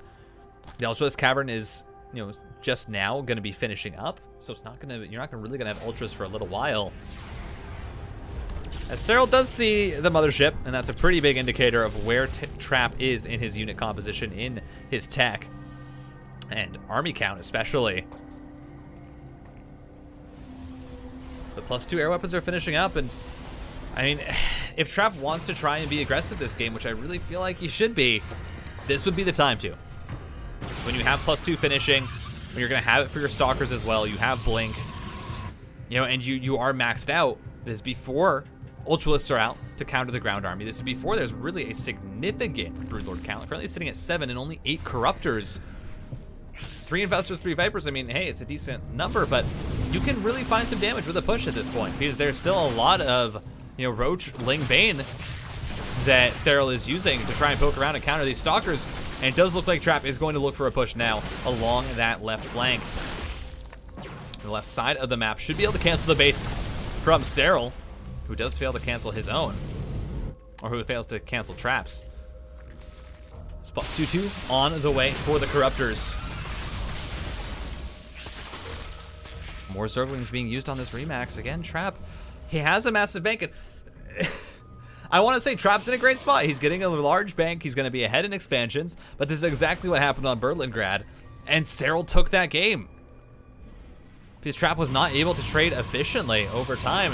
And it felt like Trap just didn't realize how far ahead he was and how many trades he could force if he wanted to. This right side base should eventually get cleaned up. The Stalkers are going to get very, very low. Enough of them survive that Serral has to just pull back. More Zerglings on the way to help deal with it, and it's Immortals. So for the first time, Trap mixing in Immortals to help deal with the Ultralists who are finishing their Anabolic Synthesis, as well as +3/+3. And I do like this response, just having a few Immortals mixed in on the ground to help deal with those Ultras. Nope. As long as committing on in, is going to force a recall of a few of the air units, not all of them. Trap, of course, wanting to save that base. Has the rich Vespene Geyser, which is so important for these late game armies. Serral should lose a few Roaches here. They end up getting trapped between a rock and a hard place, and that hard place was a whole lot of Sky Toss as a Disruptor makes it out, gives the OK sign with its hand, says, all planned, calculated. We have continued Ling run-bys here from Serral, just trying to keep Trap busy while he is getting additional Infestors. Well, it's gonna be 40 Lings. I was gonna say, while he gets up more corrupted stuff. No, 40 Lings on the way. Serral wants to continue to be active with this Ling Bane, continuing to try and pressure bases across the map from each other and kind of seesawing pressure away from where Trap's Sky Toss army is. Ooh. 2 Queens do end up going down. Fortunately, the cast time for Transfuse is not fast enough to actually stop the damage of a Disruptor if the shots are fired out immediately with rapid fire hotkeys. It's just an interesting little thing about it, unless you are actually like pre-transfusing your Queens. As a Ling run by here should actually make its way towards that Cybernetics core. Oh, that's +3. Oh, that's not gonna finish. That's not the shield battery's not gonna save it. That's +3 going down. Oh, that is massive. That hurts so bad. It's gonna be started up again because there was a second Cyber Core. I believe, yeah, a second Cyber Core that was built finally. Again, that's really what you want to see from Trap, is that second Cyber Core build, and he did it this time, was able to immediately restart the +3, and as soon as the one that he rebuilt finishes, can start on the armor upgrade. But Serral's moved his whole army to this base. This is everything that Serral has. He's going to be able to clean up all of the static defense with the Banelings. When it comes to a straight-up army fight, Trap should have the advantage. He has more, but it's the spellcasting that's really going to matter. Storm immediately goes down onto the Broodlords. Ooh, Disruption Nova goes out. Gets a good connection onto a few of the Infestors. As a single Void Ray goes down. For the most part, Trap comes out of there fairly unscathed. I mean, looking at the efficiency, still doing fairly decent. Got 2K resources in the lead. That's going to start to change as +3 comes on the way. These Immortals,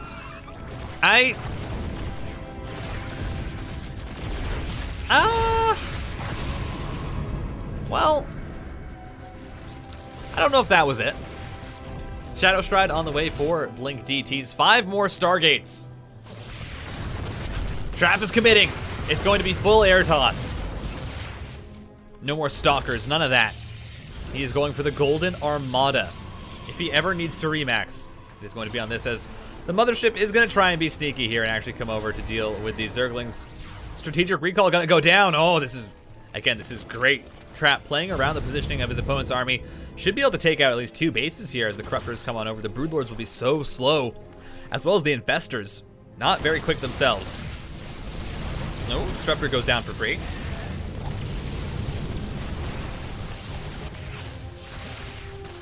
Banelings and Zerlings going to roll on in to, I believe that is the, what, 7th, 8th base for Trap.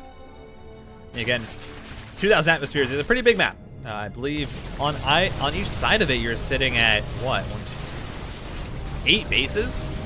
7.5, considering that's only a half mineral at the Ridge Vespine Geyser. You know, there's a lot of space on this map, and so playing side to side can absolutely give you a lot of room to work with. As Trap does take a few losses there, workers-wise, and a few units.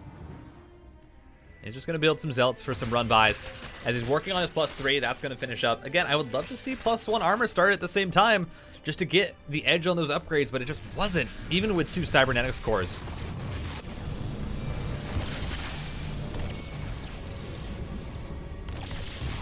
Tectonic Destabilizers on the way, of course, to help deal with the Spore Crawlers, and this is about the dance that we've seen in every single one of these late-game PvZs. Is Trap trying to push, trying to find ground here and there, wanting to slow down Serral as much as possible, using these Void Rays for counterattacks and light pressure, while also pushing with the Carriers and the Tempests. Now, Serral does clean up 2 bases on the top right-hand side, or top left-hand side, which is a really nice pick-off for the Zergs. Again, those bases getting mined out. Whichever player mines out the bottom right and top left first is going to have a massive advantage. Because if you're able to get rid of those minerals and your opponent can't take them, especially on your opponent's side of the map, as we're seeing Trap here take the entirety of the bottom right.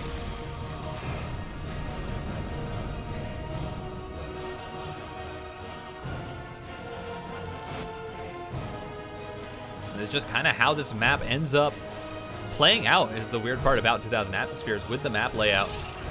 Usually one corner or the other will end up belonging to a player completely. You're not going to see a split directly down, like diagonal across the map from top left to bottom right, but it's usually going to end up actually being more centralized, more horizontal, or more vertical than that. As we're finally seeing the ship plating on the way. Archon's being used for a run-by once again, but Neural Parasite comes down. Very, very well done. Again, that Neural Parasite is so useful for dealing with those higher tech units. Just even getting them out of the fight. So useful. So that the Protoss can't use them. Oh? Trap gonna recall. I wonder, I mean, I guess that's just to try and cancel this base. Does manage to get the kill. I was wondering, it was an interesting recall because I mean, Serral's army is still just kind of positioning very, very conservatively. Serral's not really pushing out any position or trying to force the issue. He knows that if Trap has to push into him, that's the advantage for the Zerg, because the Zerg can kite that out. They can go for the abducts, for the fungal growths, and then as soon as the Zerg is allowed to get those spell casts off, it's completely in Serral's hands how well the engagement goes. There's not much that Trap can do aside from Micro's High Templar. That's about the only counterplay that this Protoss is going to have to those units. As here we go, strategic recall. Where is that? Right into the middle of the base. Oh my, Trap on top of all the Spore Crawlers, looking to go for the jugular here. Manages to clean up the Spores, should be able to clean up the bottom right base that Serral was trying to establish. Storms go down, the High Templar trying to survive. As, trying to get off a few more storms. They just need to go. There we finally get one. It's decent damage onto the Corruptors, but now the Fungal Growth's going to come on out. Trap is taking a supply lead at the start, but now it's the spell casting that's going to slowly chip away at these units for Serral. As the Void Rays are going down, the Corruptors are now going to dive on in on top of the Carriers. Focus fire onto the Void Rays. The Tempests, they do damage over time, but they don't do it fast enough. And Serral cleans up the army, loses 21 workers, but doesn't really lose his army. And we see the resources lost evened up.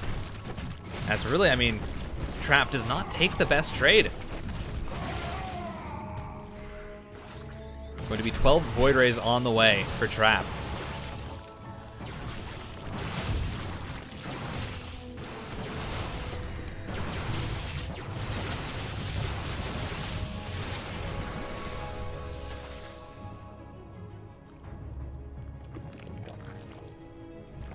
And now Tempest also being added back on in, but Trap has completely used his bank. He needs to try and start mining again. Off of its 65 workers is going to be necessary for him to stay in this game, is to rebuild that mineral bank as probe transfer is caught. There's not much that Serral can do to really deny this base aside from use the Lingbane Ultra, just because, again, these Broodlords are needed to defend his actual mining bases. You can't just bring them down to be offensive with them, because if you do, suddenly those bases are exposed, but Serral is going to start to. He's going to actually move the Lingbane Ultra back up to make sure that the Stalkers cannot backstab and clean up those bases while he's moving the Broodlords slowly down the map. They are big. They flap their wings like a majestic sky manta ray.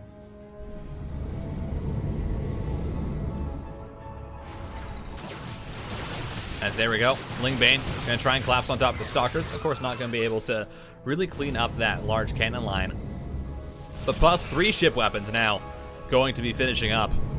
And I mean, just about a minute and a half or so. Perhaps 2 minutes. And that means that Trap will finally be caught up with the 3-3 upgrades, which Serral has had for a little while. And Serral has been able to just trade better. Now actually taking the resources loss lead. Which, you know, it doesn't happen often. And when it does, it is a bit scary for the Protoss, because that means that Serral's building up a massive bank as Queens do end up going down. It's 7 Tempests. Of course, that can one-shot pretty much most every unit that the Zerg can build aside from an Ultralisk. We also have the 12 Void Rays to deal with, the 20 Corruptors, and only a single carrier with this army. Hasn't actually added on more carriers just yet. There's 40 more lings. Serral, again, trying to build this ground army so he can counterattack, so he can clean up bases, you know, cannon lines, shield batteries. Those are the things that he needs the lings for. Stalkers are all going to go down. Tempest looking to one-shot Spore Crawlers as that does fungal. Only hits 1. And you see on the retreat the immediate snipe of one of the Corruptors. More Disruptors being produced though.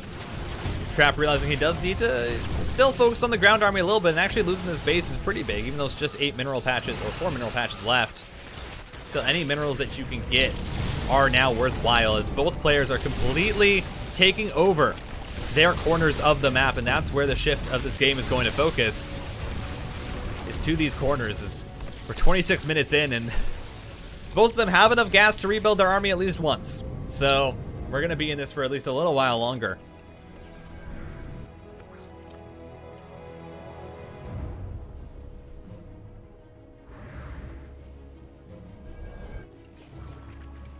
Air armor is completed.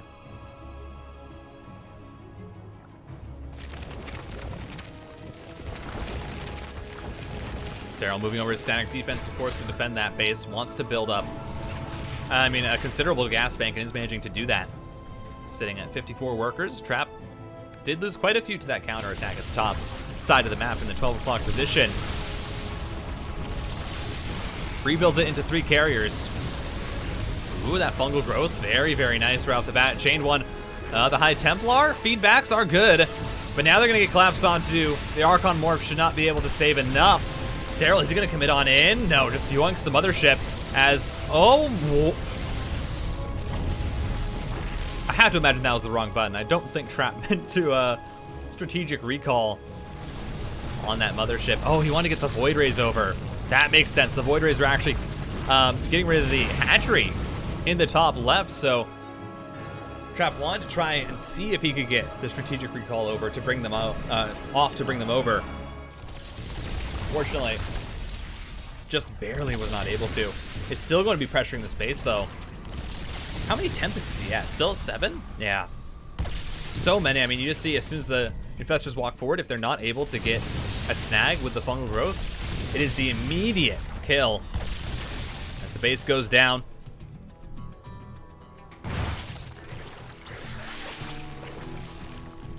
Mothership is being rebuilt. Both these players just continually keeping themselves maxed. But pretty soon we're gonna start to run out of minerals, and that's not something that happens often on 2,000 atmospheres. But with both players completely taken over, these bottom, these corner bases, ooh, Tempests get caught. 3 of them go down.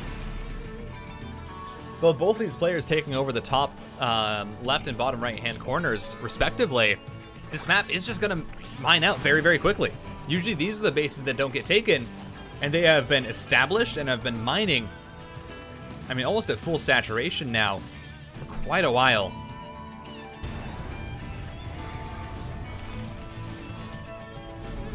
Tempest and carriers being rebuilt.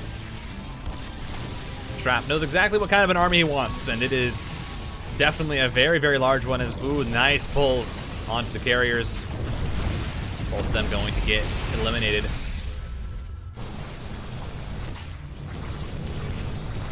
As once again, it's going to be the Void Ray counterattack. Again, Trap has been doing this the entire series, where he is pressuring with the carriers and the Tempests, trying to, you know, really pressure the main army of the Zerg with that, and then the speed Void Rays with the Flux Veins are actually used for counterattacks and backstabs into the bases of Serral. And it's such an interesting way to play this matchup. As the base once again does go down. It's actually significantly less mined out than it is on Trap's side of the map. Oh, this could be dangerous. One Tempest. Just get abducted and killed. I believe that should be it. Serral still being so careful with his positioning.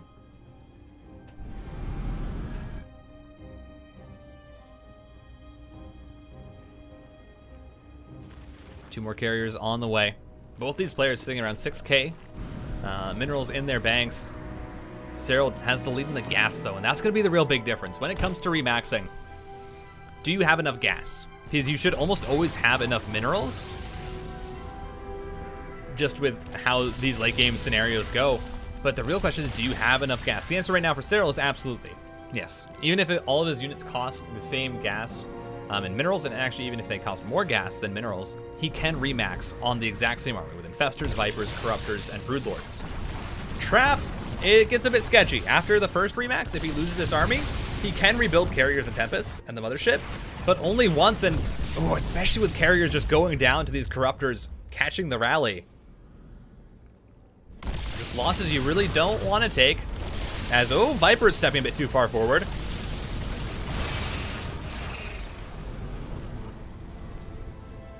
There's still 4 Vipers, of course, left over. This hatchery is going to go down once again. Recall goes out. Doesn't want to risk getting caught by the Corruptors, of which there are already 24. Ooh, this could be a bit dangerous. High Templar do end up dying to the Broodlings, but you had very, very good feedbacks onto the Infestors. Well, that's another dead Mothership. Oh, it survives! The Mothership is alive! And actually, Trap is pushing this position very, very hard. A lot of the Infestors are going down. The Parasitic Bomb was split from beautifully, and Trap does not take a lot of damage, but now the Corruptors are here. Oh, all the High Templar are gonna get killed. The Zerglings just roll on in, but now the Void Rays, the Mothership, finally sniped. That's a lot of damage onto the Corruptors, though. For that, Tempests are still alive. Void Ray's gonna try and push forward, but there's not a lot left over. I mean, Serral, I think towards the back end of this engagement, should be able to do extremely well. The Carriers are gonna start to fall. The Tempests, they're trying to fight, but they don't do enough damage. And the Corruptors chase it all down. They continue to try and snipe the last few units that they can. I mean, look at these, look at the resources lost. It is absolutely brutal. As 4 Tempests, 4 Carriers, 2 Void Rays on the way. Shield Battery Overcharge does manage to save that Carrier and even allows Trap to get a few Corruptor kills.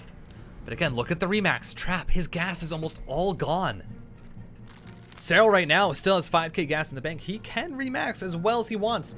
But for Trap, I mean, that's 3 Carriers. That's 4 Carriers that he can build now. And that dwindling gas bank is very, very worrisome. Especially if you want to build High Templar. Especially if he's going to have to keep rebuilding his Mothership. And now Trap's army's a little bit out of position. The Broodlords are going to commit on into this bottom base. There's not much you can do to stop it, really, as Trap The Corruptors are already in position. The Vipers are full on energy. Immediate yoink onto the Tempest. That does end up going down, but the Void Rays are still being annoying. I mean, they should be able to take out this base. The Burrow does go down on the drone, so that will be able to save a lot of them. Which is very, very good. Ooh! Fungal Growth, so good. It's going to force out the recall, but a second Fungal right after should be able to kill some of those Void Rays. Ooh, one of them just barely survives. And both these armies reaching ridiculous size. 160 army supply for both. And again, Trap doesn't have any gas bank left. 7 more Void Rays on the way. He's going to be at 20 Void Rays. Trap needs to fight straight up. He needs to fight with his whole army. Because if he just allows units to get picked off, then Serral should be able to win this game. Because look at the gas bank. Serral can remake Vipers. He can remake Infestors. Trap can't. You know, Trap can remake scarcely any of his units right now because his gas bank is just not there, even though he has the minerals. And just building Zealots is not going to be good enough, especially when there are Ultras that can be built for Serral. Serral is trying to commit to kill this base. Bring over the Vipers and the Corruptors. Going to stop the Void Rays from... I mean, they're going to stop the Void Rays from stopping the Ultras. Oh.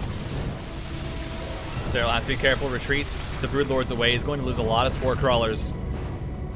He's trapped. This is a very dangerous position to move his army into. I mean, Serral could get a full surround here if Trap is not careful, but the High Templar all almost full on energy.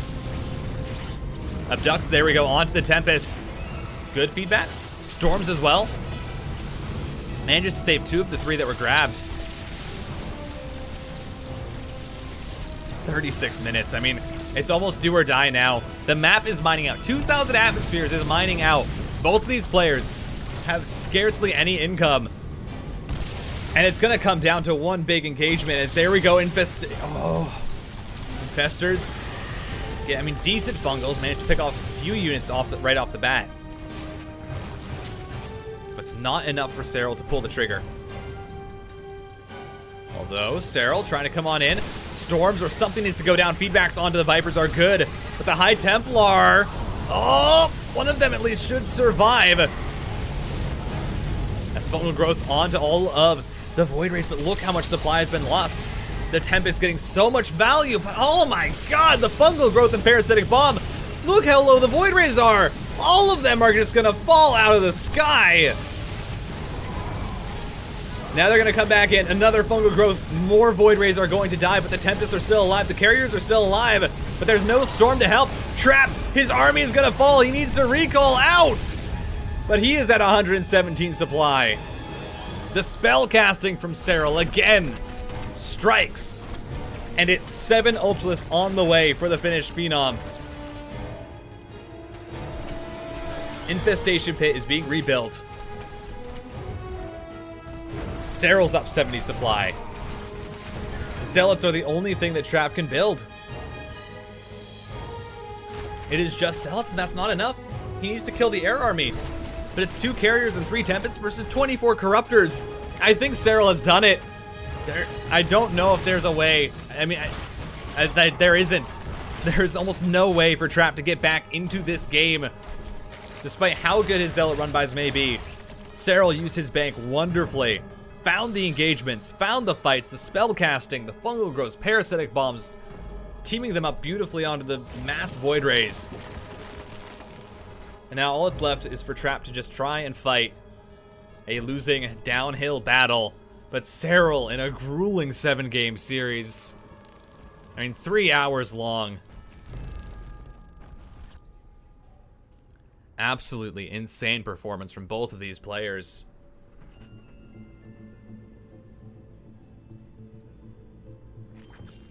Serral just being careful. I mean, I don't think Serral realizes how bad it is for Trap right now. I'm pretty sure Serral thinks, well, if I had one more remax, then obviously Trap does too. The thing is, I mean, look at the resources lost. I mean, sure, it's only 4K more minerals, but almost 10K more gas? That's why it's no more, there's not another remax for Trap. Serral just doesn't realize that. He's gonna try and push down these bases, but he's being careful, he's being cautious because he just doesn't realize how far in the lead he is. And Trap, I mean, What can you do? You have 2k minerals, you can build cannons, you can build static defense, but that's not going to save you from broodlords. Because broodlords are little broodling making machines. They are factories for their babies that they then throw into combat brutally.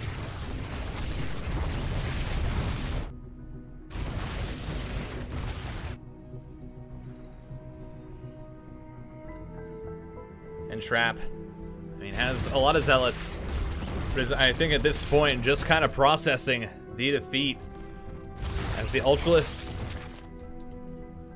There's 7 Ultralisks, and unfortunately, 43 zealots. I actually don't know if 43 zealots beat 7 Ultralisks. I don't think they do, I'll be honest. I think the Ultras win that fight.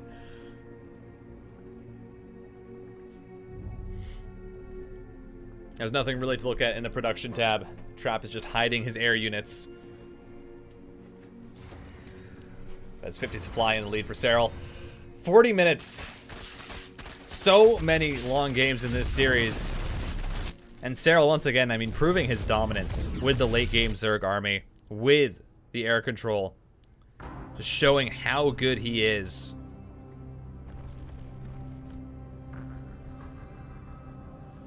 And Trap, I mean, played an incredible series, really. The mix-up of the builds, the different strategies that he went for, all of it was incredibly well done. Unfortunately, in the end, Serral is just too good. He is a master of this matchup. And Trap's gonna try and, I mean, do something with these 3 carriers and, or 2 carriers and 3 Tempests, but here comes the rest of the army. Tempests are gonna go down. 2 of them fall, 1 of them is extremely weakened. The Zealots, the infantry brigade, oh my, I can't even speak. The infantry brigade is gonna look to try and find a counterattack to find critical damage on the Zerg infrastructure. But here come the Ultralisks rolling on through, and oh my, they get wrecked. GG! Serral takes it in 7.